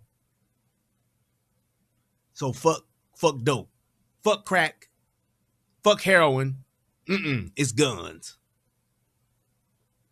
You understand what I mean? This is the type of shit that I be talking about, man. These are the people that are literally your average, everyday, left-wing motherfucking Democrat motherfuckers that have no fucking knowledge. That motherfucker just said, I'm just repeating what this person said. Guns are destroying communities like no other tool available. Fuck drugs. Fuck mental health. It's the guns. Man, I ain't got time for this. Let me finish listening to what the president's saying. He said drug users kill themselves. Boy, so ain't no drug use, so ain't no people, nobody on drugs ever killed somebody who wasn't. Oh, okay. Ain't nobody who's been on drugs ever killed somebody because they was high. Ain't nobody who's been on drugs ever robbed somebody, ever committed a violent act, beat somebody's ass, pistol whipped somebody being on drugs, huh? This is why you should have to, this is why motherfuckers should have to take a test to get on social media. This is why motherfuckers should have to have a certification and a license to go vote, to do anything. They should have to have a license to do it, to prove their intelligence. Because I ain't saying you got to be fucking Einstein, but you should be able to at least look at 1 and 1 and realize that it's 2. That motherfucker said drug users kill themselves. Boy, stop. God damn. I can't with you niggas. We need to drastically change our approach to mental health. There are always so many warning signs. Almost all of these disfigured minds share the same profile. When people see something, whether on social media or in school, they need to say something.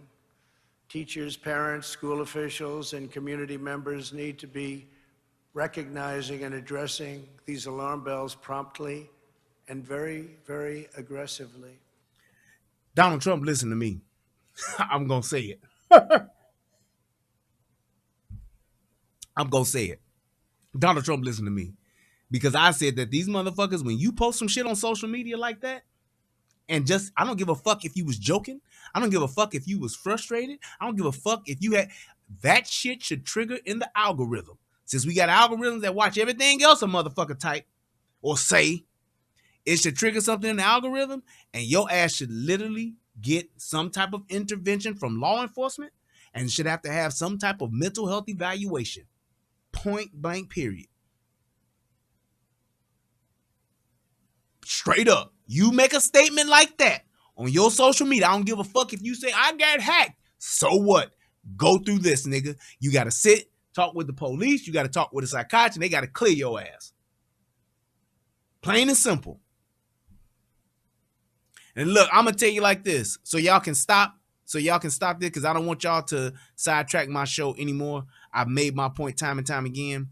If Zangri RC and United We Stand, if you all would like to have a conversation, I said a conversation, I will open the lines after I finish this, and we can do that. Otherwise, I'm done. Just don't manipulate the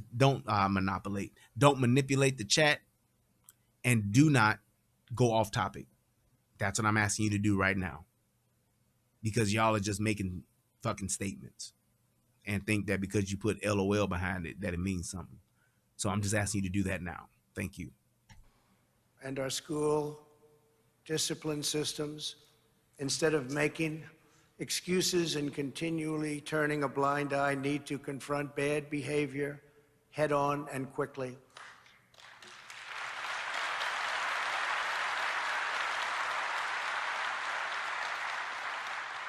And clearly, we need to make it far easier to confine the violent and mentally deranged into mental institutions. We have also, very importantly, got to deal with the problem of broken families, because no law can cure the effects of a broken home.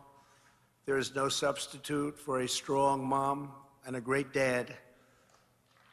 Now, I don't get the whole strong mom and great dad shit, but having a stable family when it comes to mother and father in the home, when it comes to having, and I've always said this, I don't think it just stops with just mother and father. I think it goes back to having a lineage, having grandmama, grandfather, great-grandmama, great-grandfather, having those type of influences, aunties, uncles in a family, extended family, community, all of that kind of stuff, that matters. Because sometimes you have parents, whether it could be the mother or the father, that may have some shit wrong, and they need an auntie or uncle or a grandmother or a grandfather on either side to actually come and set their ass straight. Having just one parent, it gives that parent a God fucking complex. Having one parent, because one parent could be, the one that's really good at being the leader. The other one could be really bad at advice. You can still fuck your kid up. So I don't think it should just be just a mother and a father, a strong mama. Nope. I think it needs to be a feminine mother. I think it needs to be a nurturing mother. I don't need no strong ass woman in my life. I'm good. I'm strong enough. I need a motherfucker that's gonna help me manage the shit that I build and help me further and grow my seeds. That's it. I don't need no strong woman. I don't need no fucking competition in my house. I don't. I need a help meet, a motherfucker to help me meet my goals. That's it. And I think that a lot of people have gotten afraid to say that kind of stuff. I think that a lot of people have gotten afraid of being canceled to say those things, but that's the way that it goes. And especially what's so odd is that the Christianity doctrine says it just like that. It's God, Jesus, man, wife, children. That's the pecking order. Ain't no, oh, we both together. Nope. I'm the owner, you the manager. I own this motherfucker, but you the GM. That's how it goes. I don't know why people don't like to say that shit. I don't know why people don't like to really just acknowledge that and say what it is, but that's what it is. We always trying to sugarcoat that shit. We always trying to, I'm a tiptoe. Stop tiptoeing around it, because I'm telling you right now, you can clearly see what happens when women are in charge. Look at the black community. Women are in charge. Most fucked up community on planet Terra, black community. Only thing that would be worse than that, if it was a community solely ran by children. They're the only ones that could do it worse. Because kids are some cruel motherfuckers.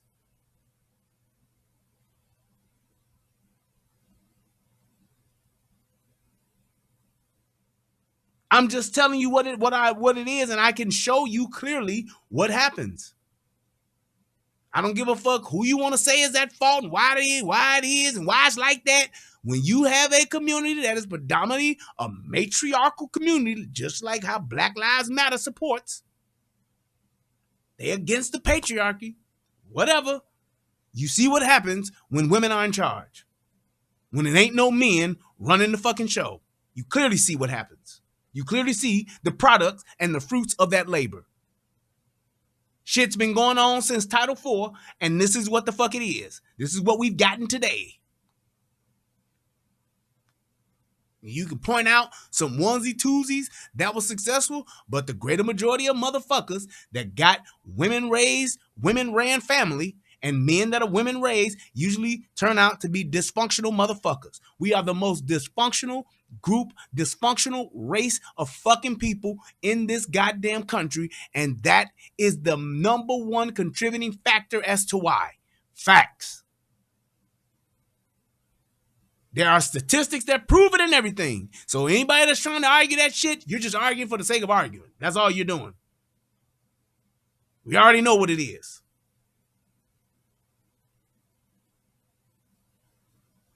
So in that instance there, hey, Trump was he was throwing a soft blow there, but nigga, that deserves a right cross, an overhand, and an uppercut. Drive that shit home with a hammer and a nail. Fuck you mean?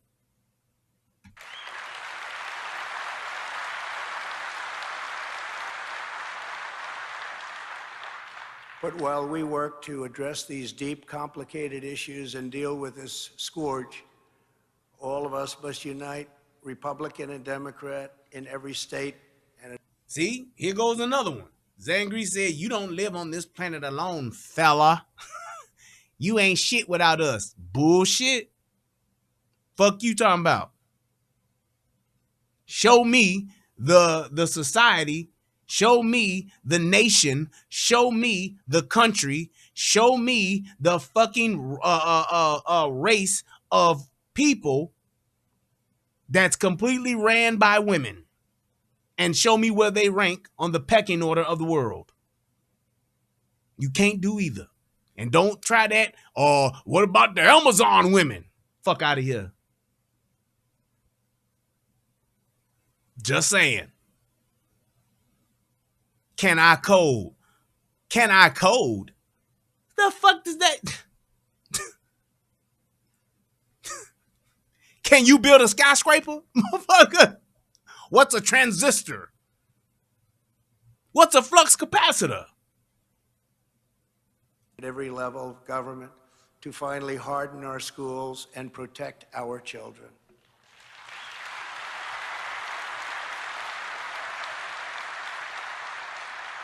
What we need now is a top-to-bottom security overhaul at schools all across our country. There it is. And that makes complete sense. Why would we not?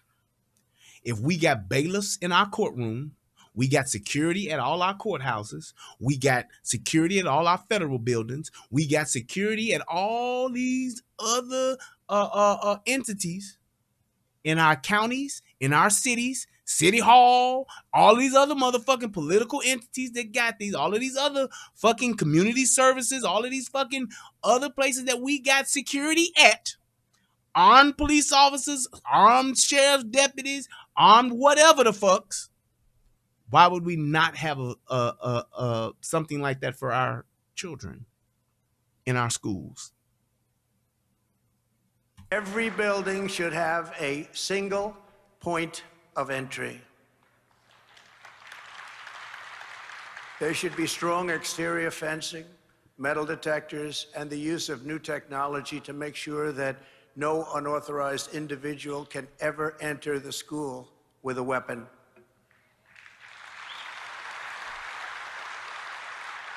No one should ever be able to get anywhere near a classroom until they have been checked, scanned, screened, and fully approved.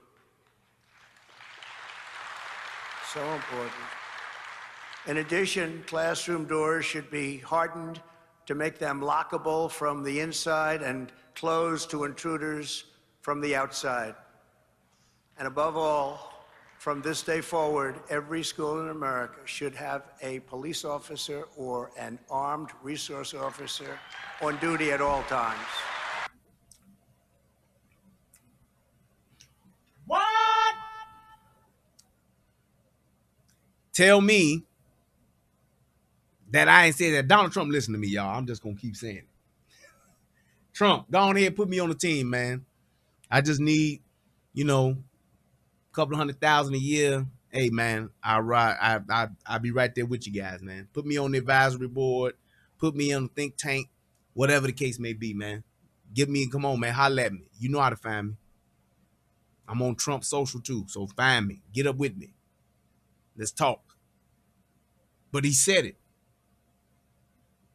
It can be done.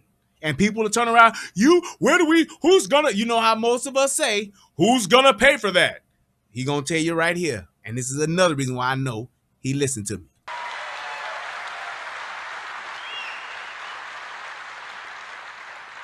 Moreover, at every police department in America, we need a rigorous training on active shooter protocols to immediately locate and eliminate the target. Took too long. And we need to expand funding, recruiting, and training for police departments nationwide. This is not a matter of money. This is a matter of will. Boom. And there's so many things in this country that people don't understand that. It ain't a matter of money. It's a matter of will. Will we do this shit? Yes. That's it. Do y'all realize how quickly? Just think about this. Imagine just think about how quickly Homeland Security was formed. Imagine how quickly TSA was formed. Matter of fucking months, literally. Hundreds of millions of dollars to start not one law enforcement agency, but to start that one and a transportation agency. Transportation security agency. Literally. It ain't about money. It's about will. And listen to this part. This is how I really know he listened to me. If the United States has $40 billion to send to Ukraine, we should be able to do whatever it takes to keep our children safe at home. Now, who said that, y'all? If Trump don't listen to me, his speechwriter do. That's all I'm saying. Shout out to the niggas that listen to the relationship rehab. Y'all know I said that shit. Ukraine, we should be able to do whatever it takes to keep our children safe at home. Took too long. And we need to expand funding, recruiting, and training for police departments nationwide. This is not a matter of money. This is a matter of will. If the United States has $40 billion to send to Ukraine, we should be able to do whatever it takes to keep our children safe at home. He said Brian is a fed. I'm just saying. That's true. We spent trillions in Iraq, trillions in Afghanistan. We got nothing. Before we nation build the rest of the world, we should be building safe schools for our own children in our own nation, right? Why not? Last year alone, Biden and congressional Democrats sent $122 billion in so-called COVID relief funds to K through 12 schools, even while they were keeping many of our schools totally shut down. Yep. No doubt severely worsening the mental health challenge of many youth. I mean, many of these. And I'm telling you like this, you can actually go and look on your city website, because that's public information. Your city's website or the county you live in website, your state's website, and you can see how much money the federal government gave them to do whatever it is they needed to do that was COVID related. Clearly see it. And I promise you this, you can go back and look and see and be like, I know we ain't spent that much goddamn money on COVID stuff. I bet you. Girl, I bet you.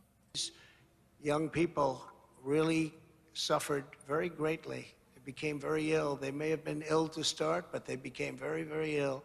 Congress should vote immediately to take back every penny of unused COVID relief money, take it back from the states, and use that money to quickly establish impenetrable security at every school all across our land. And I would say this, if you don't take back all of it, at least take back half of it. Or let's just do this, because it's all in America, right? How about we just stop with shipping out billions and trillions of dollars overseas to other countries? That alone would be a huge impact. Just to spend that shit back here for mental health resources, to spend that shit back here to secure and strengthen our school security. It could be done.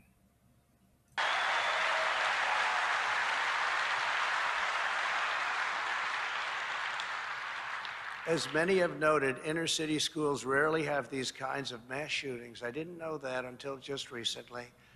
Think of that. They rarely have this problem, despite being located in very tough neighborhoods in many cases where there's tremendous levels of high crime and violence. Establish impenetrable security at every school all across our land. Listen up, niggas.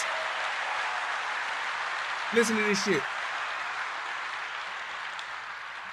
As many have noted, inner city schools rarely have these kinds of mass shootings. I didn't know that until just recently. That's a fact. And you know why it's a fact? Because the niggas is so wild in inner city schools, they have police details there. They have metal detectors already. They have actually people that they hire to be security in the schools, like hall. I remember somebody in the chat earlier mentioned hall monitors. They got people like that to keep the kids out of the hallways and out of the fucking bathrooms when class is in session, to make sure that these motherfuckers are in the classroom and that they're not just walking around the fucking school, fucking around on the stairways and shit like that. And yes, there have still been shootings at schools. It was one in my goddamn school when I was in there, motherfucker got shot in the jaw. But no mass shootings.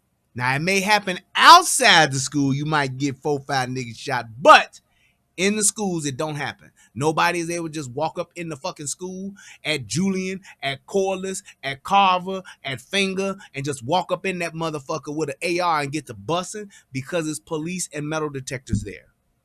That is a fact. Think of that. They rarely have this problem, despite being located in very tough neighborhoods in many cases where there's tremendous levels of high crime and violence. They're much more dangerous outside the school than inside. The reason is that for decades, inner city schools have had much stronger security measures in place in the school itself. Yeah, you're right about that, Crazy Mook. Bing bong. Bing bong. I'm telling you, that's it. That's the truth. Including metal detectors and, yes, armed guards. They had guns. armed guards.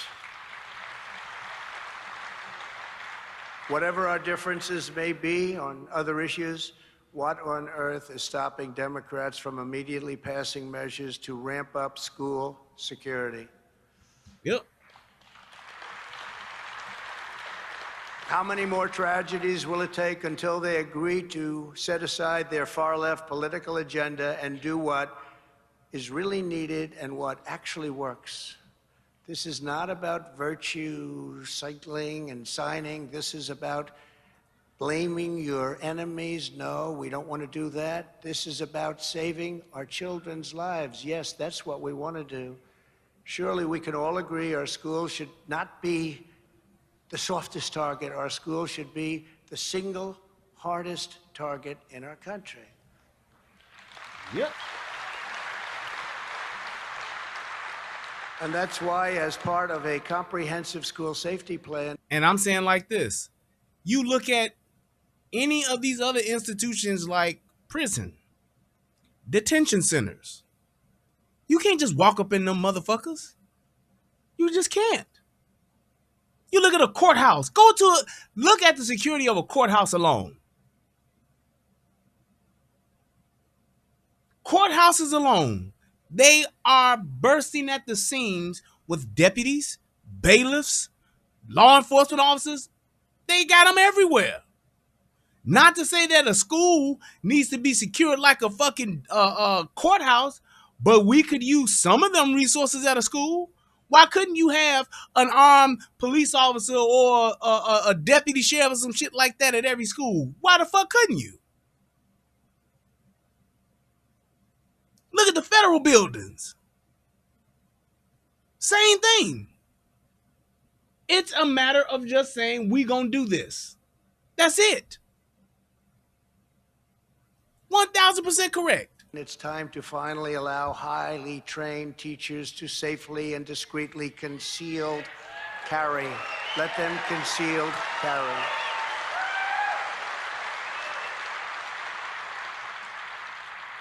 And again, they have to be able to handle it. They have to be highly trained, all of those things, but let them do that. It would be so much better and so much more effective, even from a cost standpoint. Because there is no sign more inviting to a mass killer than a sign that declares a gun-free zone. Most dangerous place. That is a fact. All of these mass shootings are happening where? At gun-free zones. Concerts, gun-free zones. Schools, gun-free zones. Churches, gun-free zones. Well, that's changing. But still, most of the people that are in these places don't carry guns. Telling nothing but the truth. I know it sounds good, and it really does. Doesn't it sound wonderful? But it's not. And statistically, it's a total disaster. Gun-free zone, they look at that sign and they say, that's where I'm going. We cannot have that, because if somebody goes into that building, all of those innocent people will be taken out, will be killed, will be tortured. Bad things will happen. Have to get rid of it. As the age-old saying goes, the only way to stop a bad guy with a gun is a good guy with a gun. Have you ever heard that? Come on here now. No, you've never heard that. Come on here now. And in the absence of a member of law enforcement, there is no one you would rather have nearby when a crisis strikes than an armed, expertly trained member of the NRA.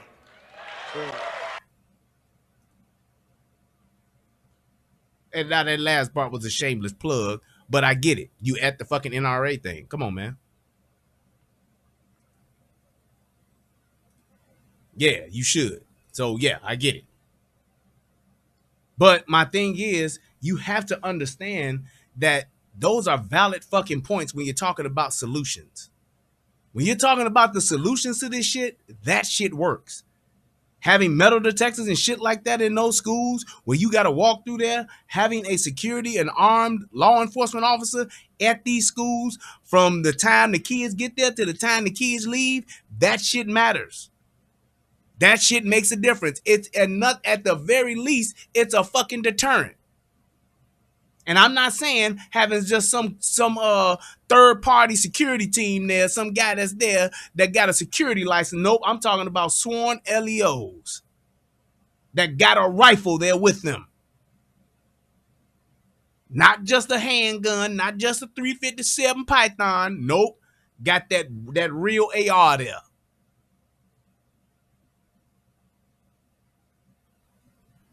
Just saying. Now, you can clearly see that I put the link in the description box, and it's also there in the chat.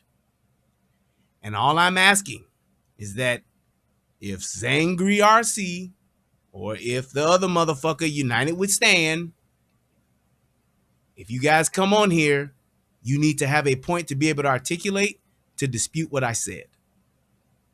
You ain't gonna come up here and change the whole script and be like, no, what I'm talking about was the... Nope.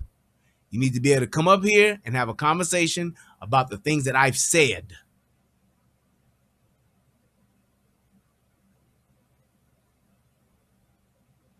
About the things that I've said. Now, if you want to debate something else, put it in the once you join the StreamYard, put it in the chat section, and then we can have that conversation there. If it's about the topic. Oh, I know they won't, Amanda. That's why I went ahead and finished the show first to get my point across so that they wouldn't derail what it was I wanted to say. So Zangri, Zangari, whatever the fuck your name is, I know I'm being extremely disrespectful by not knowing how to pronounce it. There it is. United we stand. There's the link.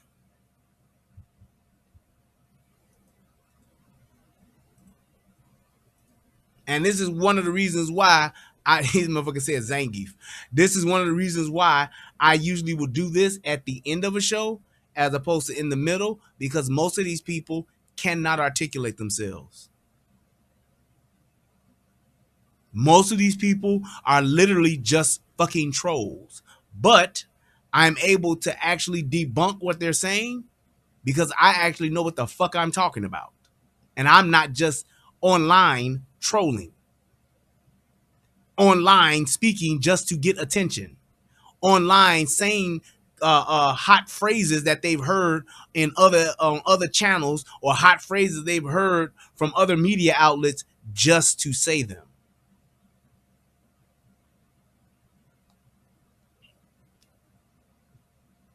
That's the point that I'm making. That's why I say what it is that I say and the way that I say it, because of that. Because I'm telling you like this, the things that people say and the things that people want to talk, I don't have a problem if we disagree. I really don't. The only thing I have a problem with is when you cannot articulate your point and use facts and use the truth, as opposed to coming up here just to say something because you just feel that way and you don't have nothing to support it. I feel that Portillo's make the best Italian beef. I do. And they make the best Chicago-style hot dog. But I got facts that show plenty of motherfuckers that say the same goddamn thing. You know what I'm saying? That's just what it is. And I mean, one of the things that I liked about what Trump said, so he talked about a lot of points that a lot of people talk about. He's not the first motherfucker. It ain't like he just Eureka came up with these great ideas. This is stuff that people have talked about for years. Since the Columbines, since the Sandy Hooks. And ironically enough, it seems as though none of these ideas, which have been proven to work, are being implemented, or resources being provided for them to implement them by those that say that are anti-gun that want to stop it.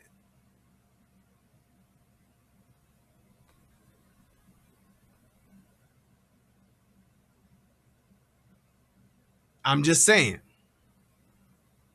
So out of all of those people that talk the shit that they talk, saying the things that they saying, you can't go back and debunk it because there's factual information that shows it otherwise. Let's just have a conversation about the facts. Let's have a conversation using the data. Let's have a conversation using comparisons that are actually legitimate comparisons.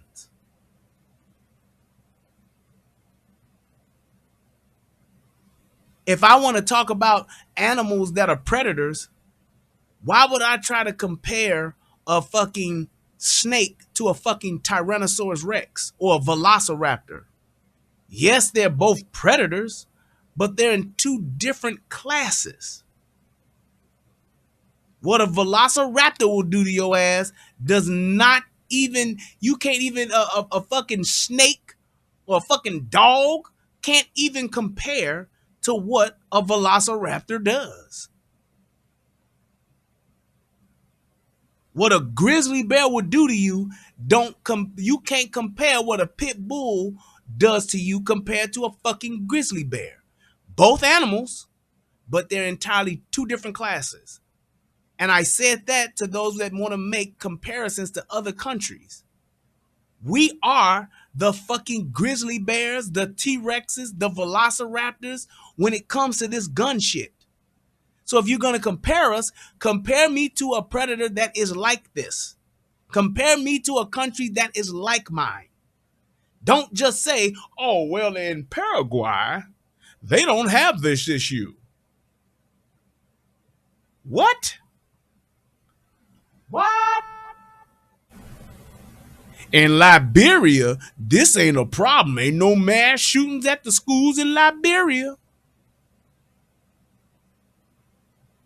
That's just like me trying to compare the schools that Oprah had in Africa where them kids, them girls was getting raped and molested, comparing that to an all-girl school in the United States. Two different fucking countries, two different fucking sets of rules, two different fucking rights and all that kind of shit and privileges. Is the raping and fucking predatory behaviors of those fucking teachers over there, is it bad? Yes. Should it be something that's addressed? Yes. But I can't compare that to a school here in Chicago.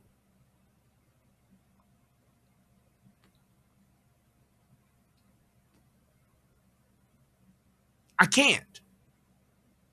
They are worlds apart.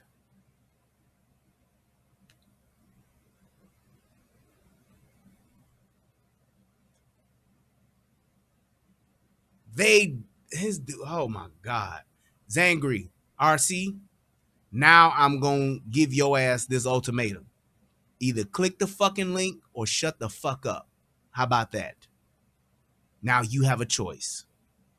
Just like how slavery was a choice, now you have a choice. Zangari, RC, either click the fucking link and have a discussion or shut the fuck up in my chat. Because I'm tired of you posting stupid shit. And obviously, you don't want to take the opportunity to have a conversation. So you will not monopolize my chat anymore. Click the link or shut the fuck up. Do just what United We Stand did.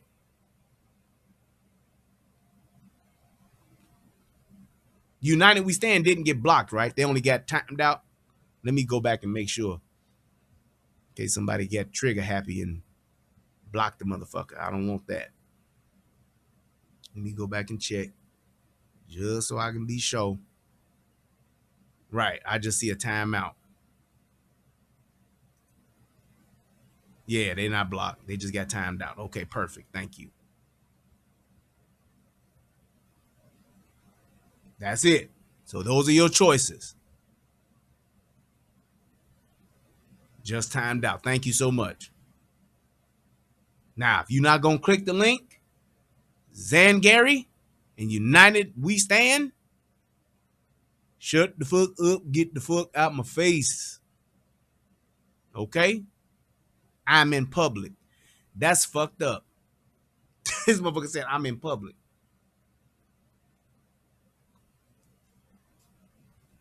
Well, why not be amongst the public?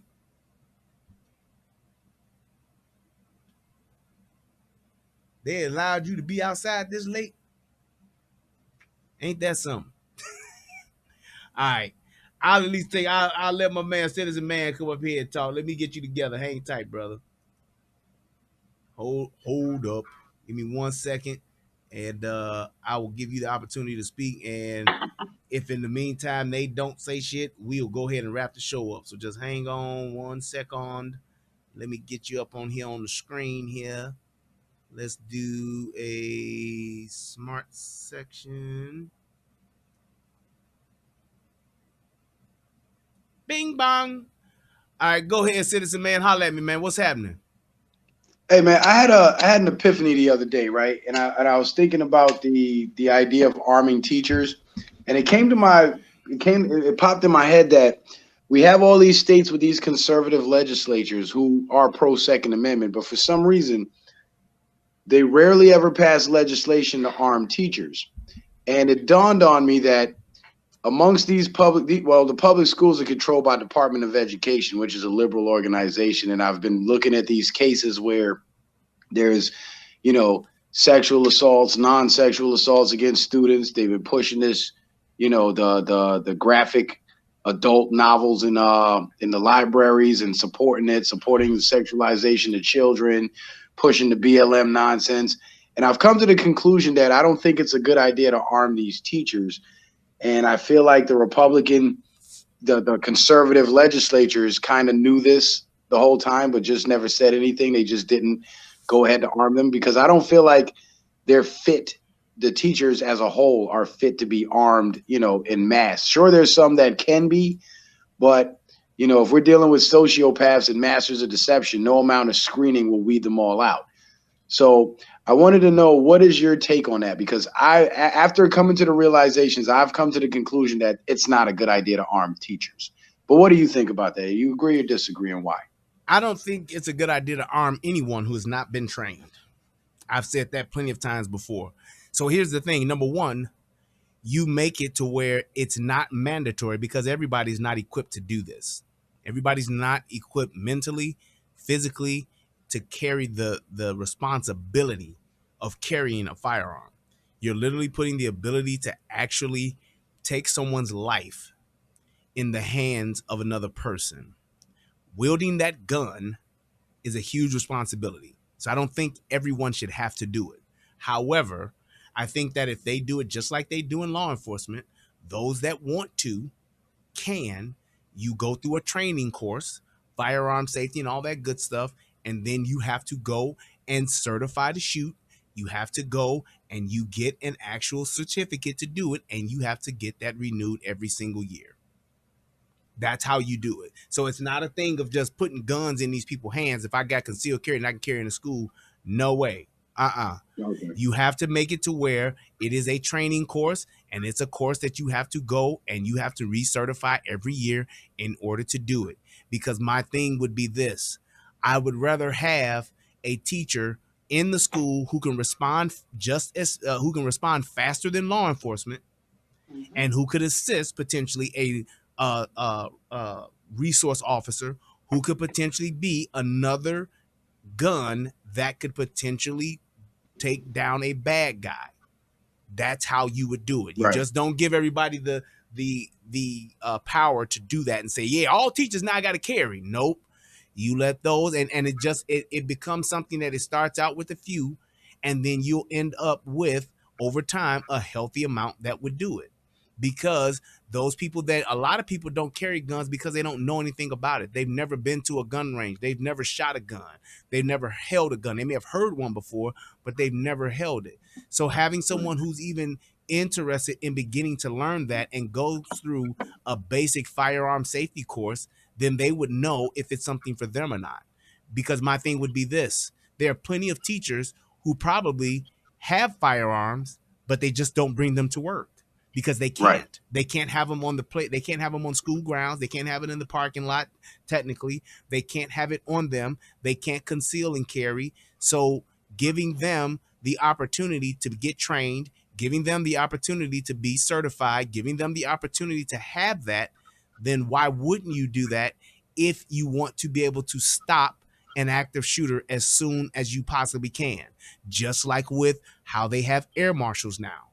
Air marshals was not a thing until they realized maybe, just maybe, a crazy son of a bitch could be on a fucking plane one day and sneak on a box cutter. And not only sneak a box cutter on the plane, but can literally take over a plane with a box cutter. What would that have been like? What would it have been like? I'll be done in 30 seconds. What would 9/11 have looked like if air marshals were already on those planes when 9/11 took place? They would have had to come up with a better story than guys with box cutters on the plane. There you go. And my thing would have been this. It wouldn't have been a thing to where, these people get box cutters, these people are on the plane, but yet and still there was no one else on that flight, on those flights, that even had a weapon. Are knives illegal to have on planes? Yup. Are guns illegal to have on planes? Yup. But I bet you a motherfucker was able to get one on there, weren't they? Yup. So let me ask you this, Brian. So what you're suggesting is perhaps teachers who already are familiar with guns go through some extra training to be able to be certified to carry them on campus. And I that's what I'm taking from what you're saying. So am I correct in that analysis? That is correct. Okay. So with that being said, that I can agree with and that I can get down with, right? But my issue is the trust of these people. You know what I'm saying? Because again, with all the craziness and the shenanigans we've been seeing, who's to say one of these, like think about this, right? You remember when Trump first got elected in early 2017, we were seeing videos coming out of public schools of teachers bullying students and so on for supporting Trump and whatnot. Yep. Like, imagine if one of these people who happen to have a concealed carry, because liberals have guns too, goes through the training, gets certified, and then somehow gets triggered by some student and ends up shooting the student. I kind of see that as a huge problem that can happen, meaning like one of the crazies can slip through the cracks even with the screening and the certification. And that's what leads me to stand on the side of caution and say, bring in more resource officers, bring in armed security, because that's what they do. Here's the thing. Do you remember what's the guy's name? The shooter from California? The guy Elliot Rodger? The guy that couldn't get none? No. The shooter from California, the dude that went on the shooting rampage. He was a military guy. Had the manifesto and everything. And went to work. What year was that? That was maybe around 2008 or something like that. Wound up burning up in the house. I can't remember the name. So somebody in the chat's gonna remember. Oh, Dorner, Christopher Dorner. Yes, Dorner. Military trained. He was a crazy. Yeah. He turned out to be a crazy, but in the beginning, would you have thought that? The thing is, people are people. They're going to be people. Thank you, Easy Christopher Dorner. There are people that are going to lose their shit. There are people that are going to, hey, just one day, flip the switch. You can't say to not give people a chance to survive and to live and to protect themselves. You can't say that based on what could happen, because here's the thing. That teenager had been talking about shooting that school up for 4 years. Yeah, I heard that shit. That was crazy. Just saying. And it's like, so it's not always a thing of just saying, somebody might go crazy or somebody might, have a bad day. That's with anything. It's people that got road rage that just had a bad fucking day. That happens. That's culture. That's people. That's the humanity part of it. Everybody ain't always got it together. However, why would I then not give all of those people who could potentially stop that crazy teacher, stop that crazy resource officer that could just say, hey, today, my wife done left me. My kids are gone. I don't have nothing else to live for. I'm going out in the blaze of glory. Happens all the time. True. Who stops that person? That's the whole thing. It's like we can't hold our society to a set of rules and a set of laws based on what if when we have a tool that can help you defend yourself in just that case of what if. What if your mailman decides to say, man, you know what? I'm tired of this shit, delivering this mail for 22 years and ain't nobody said thank you. So now I'm gonna put what's not arsenic, but what's that shit they had in the mail? Anthrax. Yeah. I'm gonna put that shit in all of the envelopes now, and then everybody gonna fucking die from it. I got this. You never know. That's why you want to have it to where somebody always correcting me because I keep forgetting this guy's name. An armed society is a polite society. That's true. That is true. Anthrax. Thank you. That's it. That it's an armed society is a polite society because the thinking is this: people don't shoot up gun stores. People don't go shoot up police stations because they know, hey, there's a potentially that I'm going to get shot. There's a potential I'm going to die. So whenever something like that does happen, where a guy says fuck it and they go shoot something up, it's always going to be the spot that's going to give them the least amount of resistance, like a school, like a hospital, like a movie theater, like a concert. That's just what it is. We have to acknowledge the fact that we have a violent society. The world is violent. Since the eras of Genghis Khan, there's always going to be violence. However, when you have people that are able to defend themselves, why would you not give them the right to actually and the tool to actually have the tool that best serves them in doing just that? Hey man, you make a great argument, because what I'm taking from it is you kind of create an armed environment in the school. So even if the crazies want to get crazy, there's somebody or something there. There's a fail safe. That's it. All I want to be able to do, and all I want for people to be able to do, is for those that want to, if something bad does happen, they don't have to play dead.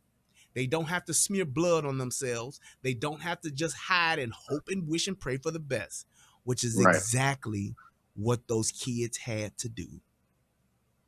That little kid that survived, that went and told his story, that everybody's calling a hero and all that stuff. Yeah, that kid did a brave thing. He should not have had to do that, because now he's forever changed for something he had nothing to do with, for something he was only going to school to watch a movie because he was 2 days out from being out of school. And now he's getting all of this attention because he was a survivor of a mass murdering son of a bitch that decided to shoot up the school just because it's a school. That's hey, Brian, you got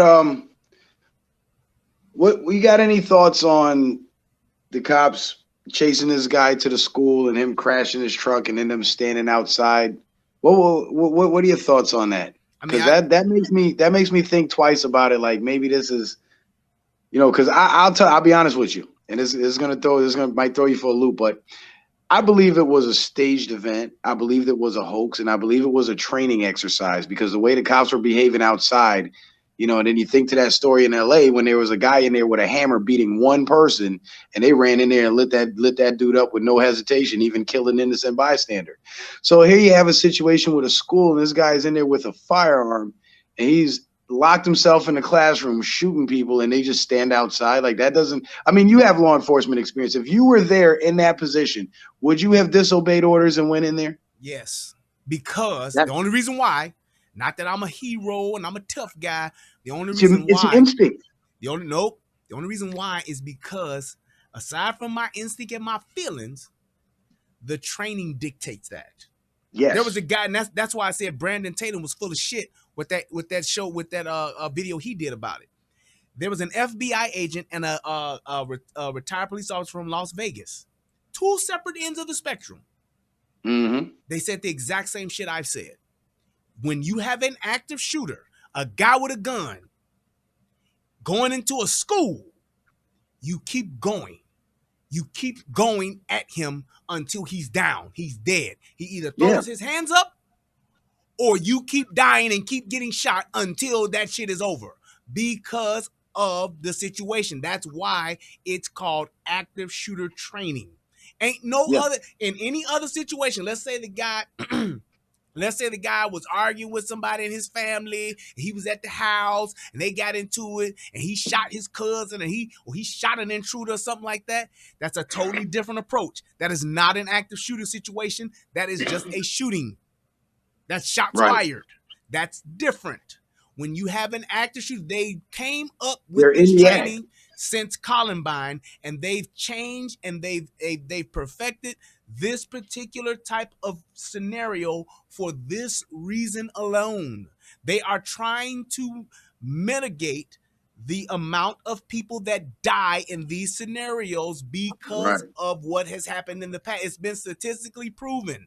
The guy at the grocery store, there was no way, and I said this about the guy in New York. There was no way to stop that guy except for the way that they stopped that guy. There's no doors you can lock yourself in at a grocery store. You can't. So to sit there and try to say, well, we can hold up here and see what he wants. Let's ask him what he wants and why he's doing this.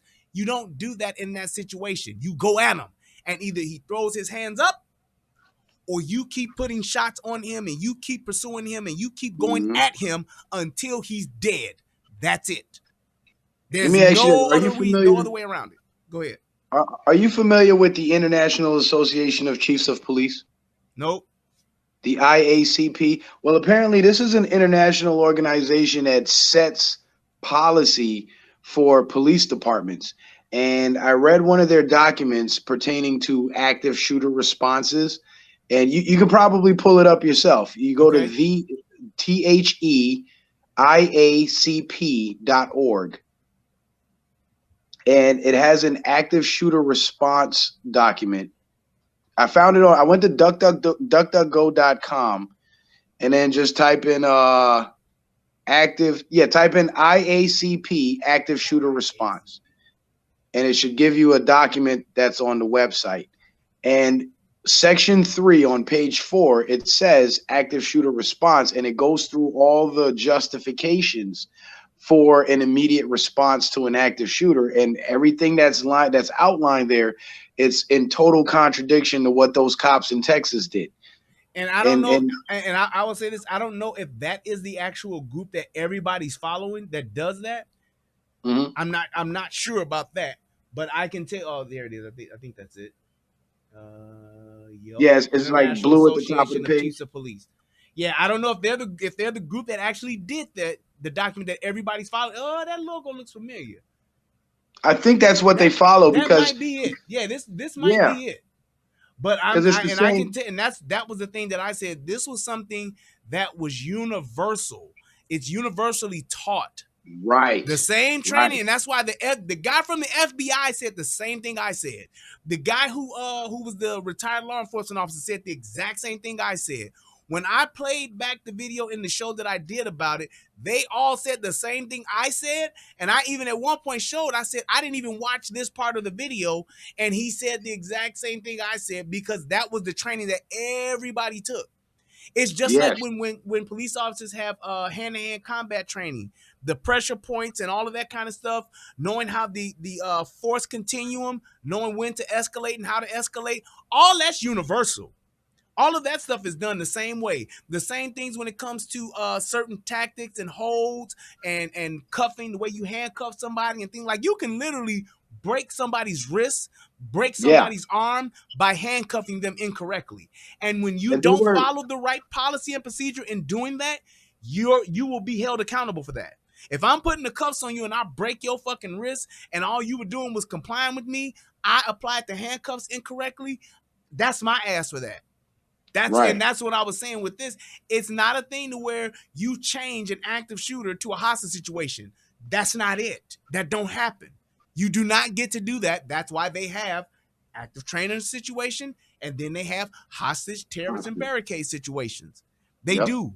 So and that's why I said, like, even like when my dad was on the HBT team, they had certain situations and protocols that they follow for certain type of scenarios. You got a husband and wife, husband's barricaded himself in, and he's in there saying he want to see his kids before he die. You have the hostage and barricade situation or SWAT. They come and they know how to address that. What do we got, Sarge? What do we got, Cap? Hey, we got a hostage situation, and here's what we're gonna do. Perfect example. Goddamn, sick help. John Q.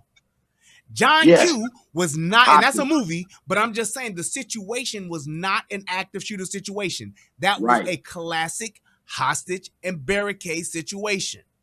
That's why they addressed it the way that they did. When you look at what's the other movie with my man Sam Jackson in it? Movie by F. Gary Gray. Oh my God. I can't The Negotiator. The Negotiator. That was the bank robbing movie. Yeah, that was Denzel in that one. But The Negotiator, when with Nebom and all of them, when them motherfuckers, the way that they breach, totally different. They didn't stack up and run into that the police headquarters. They literally inserted themselves. They did a tactical insertion. The motherfuckers was coming in through the roof tiles. They was coming in through the vents and all that kind of shit. Different type of situation. That was not an active shooter. That was a hostage barricade situation. We get hostages. I'm holding these motherfuckers up. I got them all in a room, taped together, whatever the case may be. That's the way you approach it. It's different. So what do you think? What do you think really went on there? You think they just fouled it all up and treated it like a hostage situation response rather than an active shooter, or do you think there was more to it? I think the commander, who was the guy that was in charge, he didn't follow the policy and the procedure. And because of that, because there was a lot of shit going on, and I get it, you got officers down, you got kids that are dead, you got people that are dead, you got a lot of shit happening, you got 300 other kids in different classrooms, you still do not sit in a hallway with 19 officers waiting to see what the shooter's gonna do, because he's already shown you what he's gonna do. He's shooting. Yeah, they said he was in there for 40 to 60 minutes or something. And they were waiting. They were waiting for the tactical team to arrive. Yes, you do that when you got a husband and wife barricaded and the dude talking about, I want my kids. You don't do that when you're in a school and you got a classroom full of children. You go and you take them out. You go and you keep going until he's down or he has surrendered. You don't wait for the other team to get there. You don't. That's why they did. That's why what happened in Columbine, it changed the whole game. It changed it because they said those officers were outside of Columbine listening to the bangs, listening to the people getting shot, and they set up a perimeter and waited outside. Yeah, Parkland was the same thing. That's why you go. You have to go. They changed. They said from now on, we don't treat this like a hostage situation. We go and we keep going until he's given up or we put him down. That's the rule. What do you think should happen? What do you think should happen to the commanding officer that that gave you that the commanding standing officer? order? He needs to lose his job at the very least. Being brought up on charges and all that kind of stuff. What can you really do? You gonna sue him for his $150,000 a year job? What are you gonna do with that? You put him in jail. What is that gonna do? He's in jail for making a bad decision.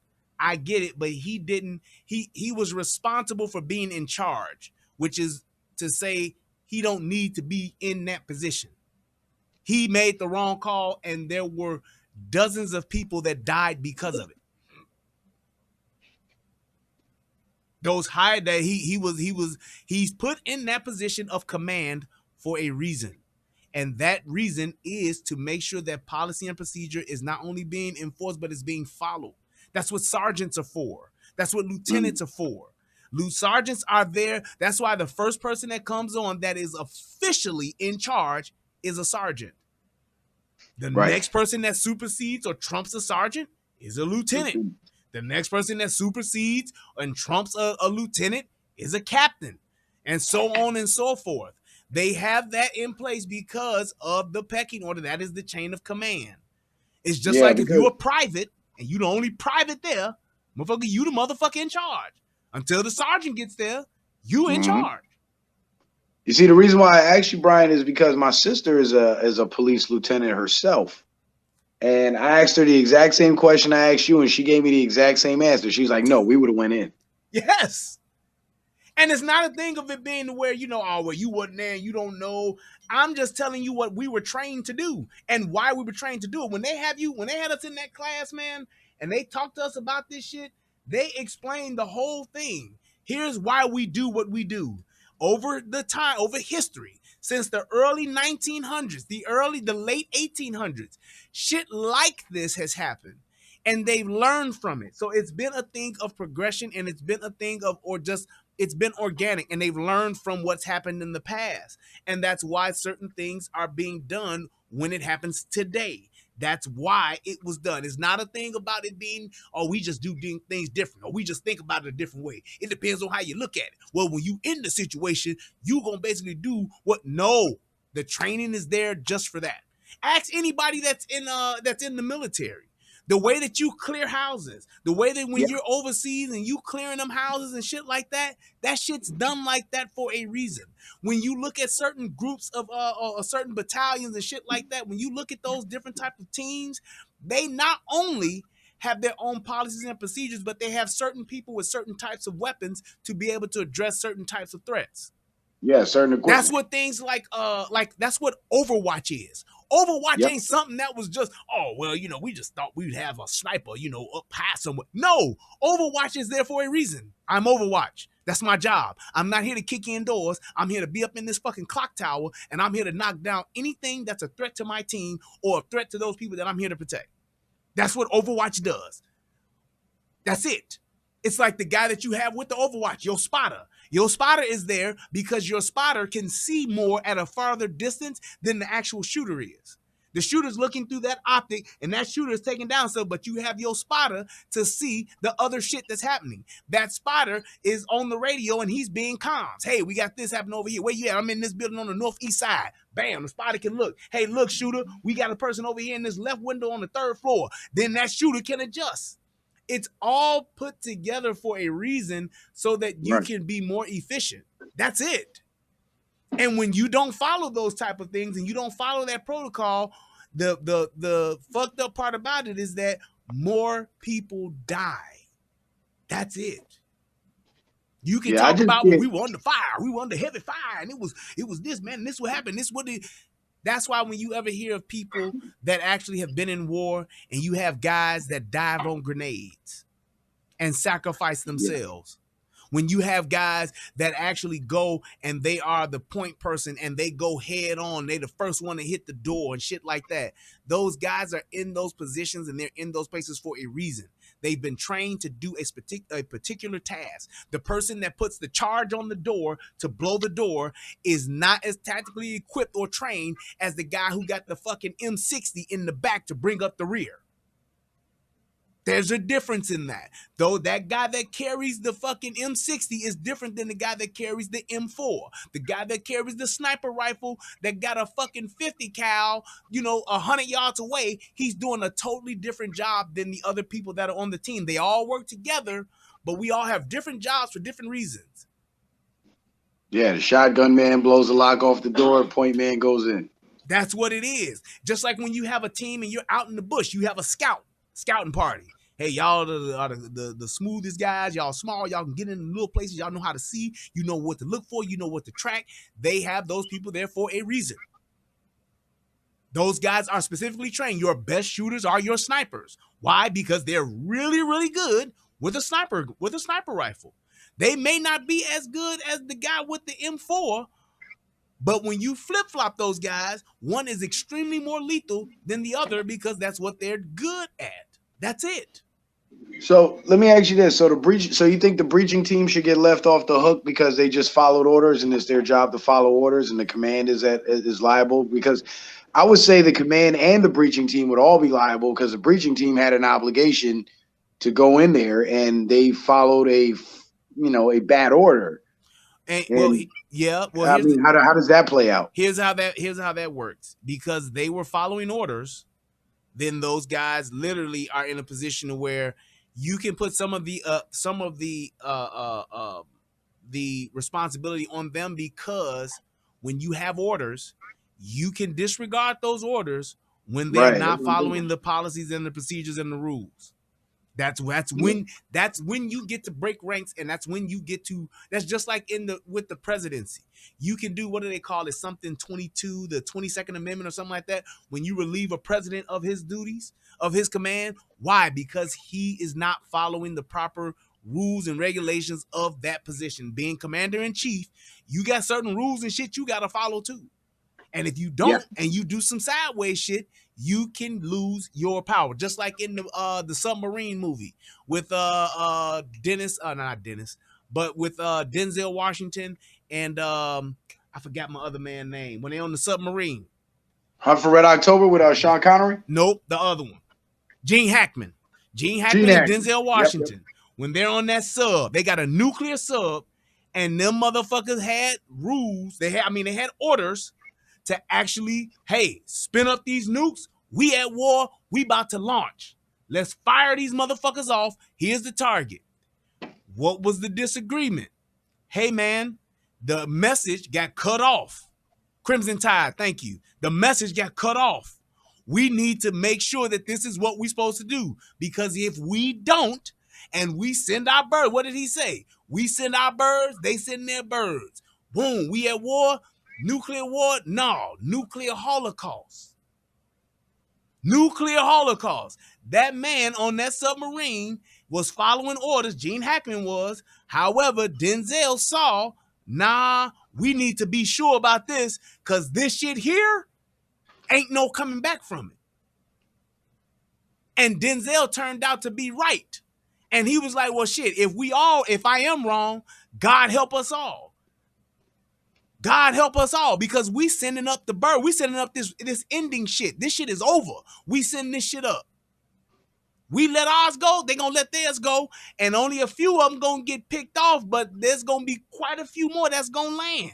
Gene Hackman was dead set on letting that shit ride. He was dead set on it because that was the training. However, Gene Hackman, and just like with the sub, like they said, what y'all motherfuckers did will have motherfuckers arguing and going back and forth about this shit for long after y'all are gone. Because of what happened. In normal circumstances, the communications don't get cut off. In normal circumstances, you could get that other message, but what happened? The motherfucking communication line got broken. They couldn't communicate. He was saying, look, Gene, let's just go up high enough to where we can float the buoy and hopefully get another message or get a completed message. Gene Hackman was like, no, fuck that. We gonna let this bitch go. This is what they said. But he was like, nah, man, look, under normal circumstances, we would be in direct communication. If they tell us, hey, nah, motherfuckers, we said it. Let this bitch go. Spin up 2 through 12 and shoot them motherfuckers off. But he was able to actually get the motherfucker who counted, which was Weps. They was like, we got to have Weps. We got to get Weps in on this shit to see this shit the other way, because if we don't, we fucked. He was able to convince Weps and a gang of other motherfuckers to actually have a mutiny on a nuclear sub. Dangerous shit. That's real dangerous shit. But he was justified in what he did. That's why Gene Hackman was like, you was right and I was wrong. That's it. He made the analogy about the Lipinzana horses, but I'm just saying he understood what it was. And even at the end of it, Gene Hackman understood and was like, hey, man, good shit. Because we could have fucked up a whole bunch of shit, me following orders and not looking at the totality of the circumstances.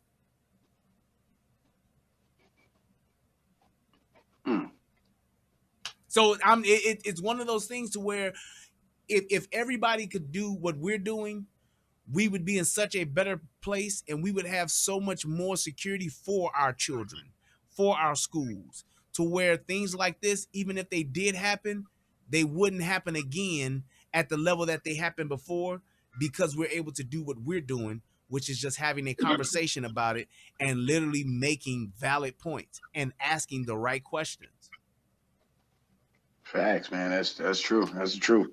Yep. Hey, man, listen. I don't know if you got any other callers, but I'm about to jump off the line. Did those other two guys call in? Hell no, United? And I they didn't didn't. think so. Because one I is didn't in think so. public and the other one's still in his mama's basement. But whatever. I just wanted to make sure that the opportunity was there so that they can't say, oh, well, you don't never let nobody talk. You don't never let nobody. Yeah. Nope, Yeah. nope, nope, nope, nope. I'm not going to let you derail my show, but we can always have a conversation. I'm more than willing to do that as long as you're willing to do just that. Have a conversation. Yeah.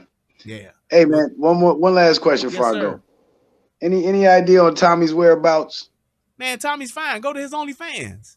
He been He's on on his OnlyFans? OnlyFans. Yeah, he been on his Okay, okay. OnlyFans, man. Yeah, he good. Yes, sir. All right, cool. Yeah, just check him out on his OnlyFans, man. That's all you got to do. But yeah, he doing all right. My All man right, for sure. is cooler than a fan. Shout out to Tommy Sotomayor. Shout out to Soto Nation. Yeah, he all good, man. All they want to do is trade and go. Thank you, brother. I appreciate you, man. Yeah, no doubt, Brian. Thank you for having me on, man. All I'm right, out of here. boy. Peace. Yep, later. And that's that. That is that. Like I said, getting back to wrap this up, what Trump did and what Trump said, I think he was very, very eloquent in what he said. I think that what he said made a lot of sense. I think he made some good points. And my thing was this, most of all, I respect the fact that in spite of what was taking place in another part of the state, he still was able to exercise his right of freedom of speech.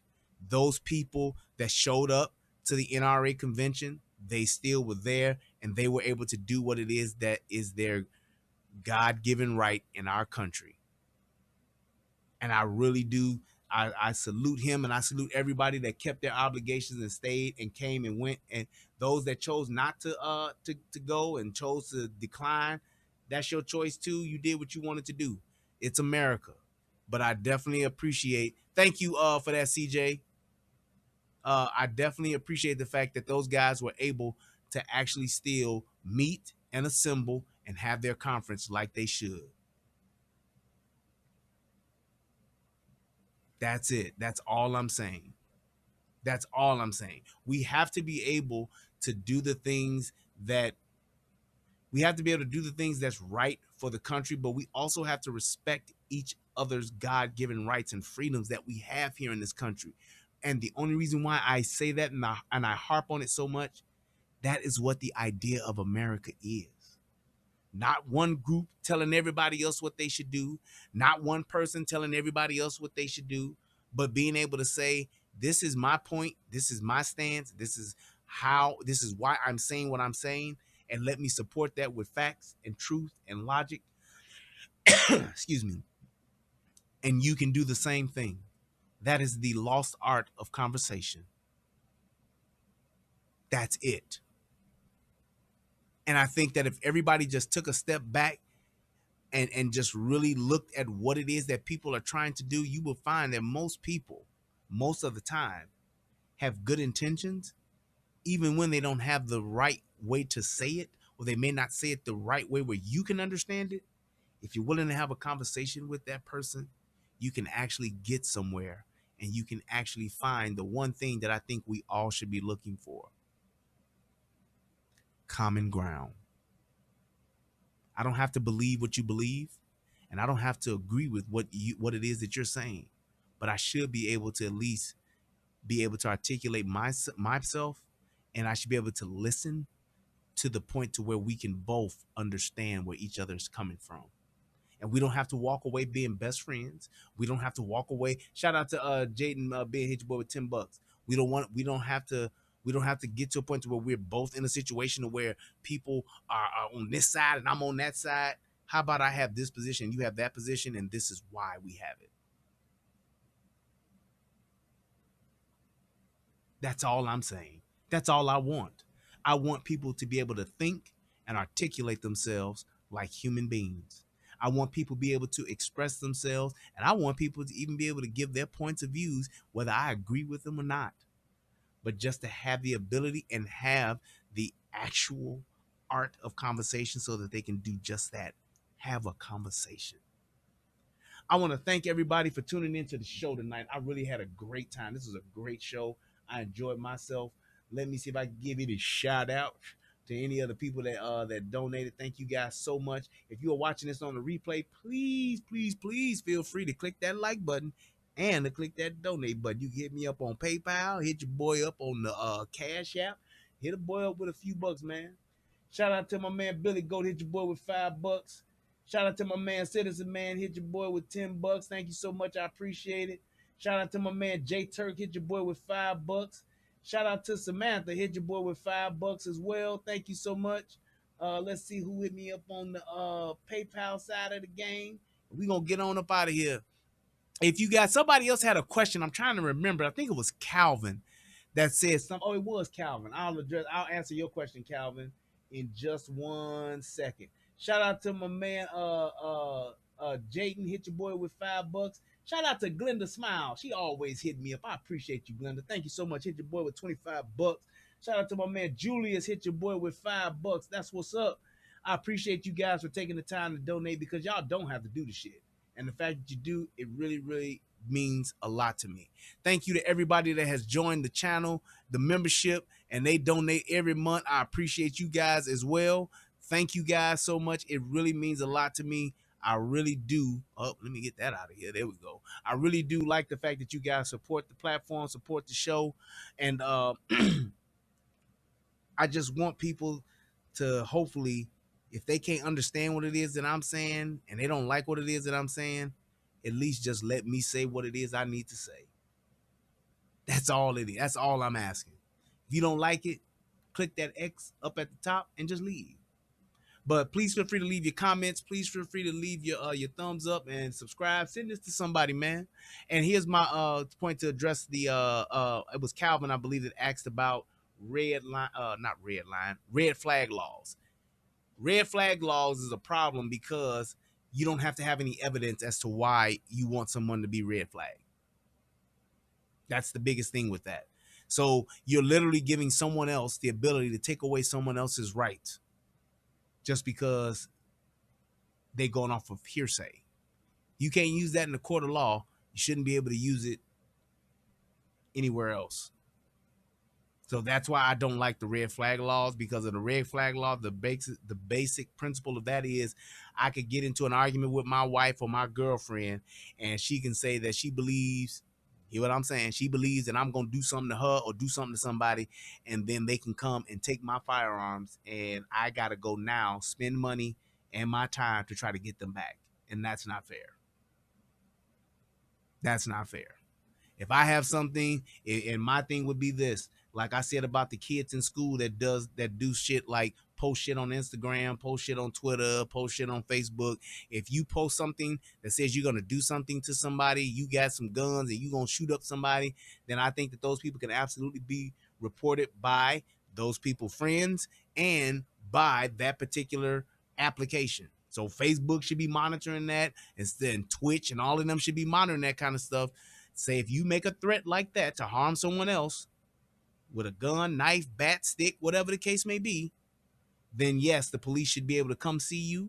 Yes, you should have to have a mental evaluation done in order to be able to get off of that no gun, expel, whatever the case may be. You should be able to get off of that. In order to get off that list, then yes, you should be able to do that to someone and make them have to go through that to say, hey, why is this kid saying he want to kill some people? I think that should be taken seriously. The fact that you saying it and posting it on social media, it should be taken seriously. That ain't something you just joke around with. I ain't never, not ever, once posted on social media, yeah, I want to go kill me some people. I'm so mad today.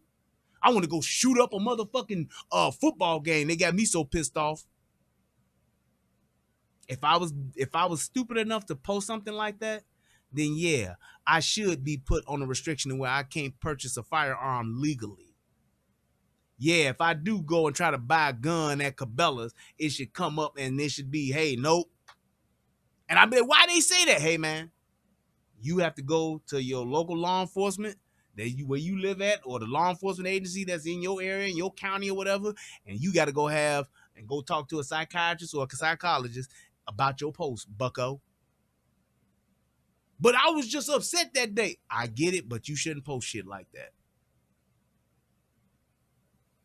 Just saying. So, thank you guys so much. You guys, please click that like button again. Click that subscribe button. And remember, it's better to have it and not need it than to need it and not have it. I hope that this video helps somebody become a better version of themselves. I hope that people can really look at this video and see what was being said and see that this is the direction from what I've said and what Donald Trump said that I said. I think that's the direction we need to go to and start moving towards and actually will it into existence. Take the funds necessary to put that into existence so that we can protect our children, so that we can better protect our teachers, so that our teachers can better protect themselves and protect their students. Because there's a good majority of teachers that really do care about what they do, even though they get paid fucking peanuts to do it, which they shouldn't. But I believe that they absolutely should have the ability to better protect themselves and their students. I am Brian Redmond. This is the Relationship Rehab, and shout out to everybody on the United Guns of America channel. Shout out to all of you all that took the time to click and watch this video and to watch this show and to be a part of this show. I thank you guys so much. I love y'all. Till next time, peace, and I'm out. What's going on, everybody out there in the internet world? It's me, Brian Redmond, also known as the Relationship Rehab, and I need you to do two things. What are those two things? Subscribing to both my channels. I need you to go to the Relationship Rehab, subscribe to that channel, and then I need you to go to United Guns of America and go to that channel. Now you may be asking, why would I do that, Brian? Because it's two of the hottest channels on the internet. Come over there, give me your thoughts, give me your opinions, have conversations, because that's what it's all about. We talk about some of everything: politics, relationships, guns, law enforcement, community stuff, anything that's happening. I'm willing to have a conversation about it, so come on over. You don't got nothing else to lose, and you ain't got nothing else to do. So come to my channel, subscribe ASAP, and join in on the fun. Twice the entertainment, 2 channels, twice the fun. Come on and have a funky good time with your boy. Peace, and I'm out.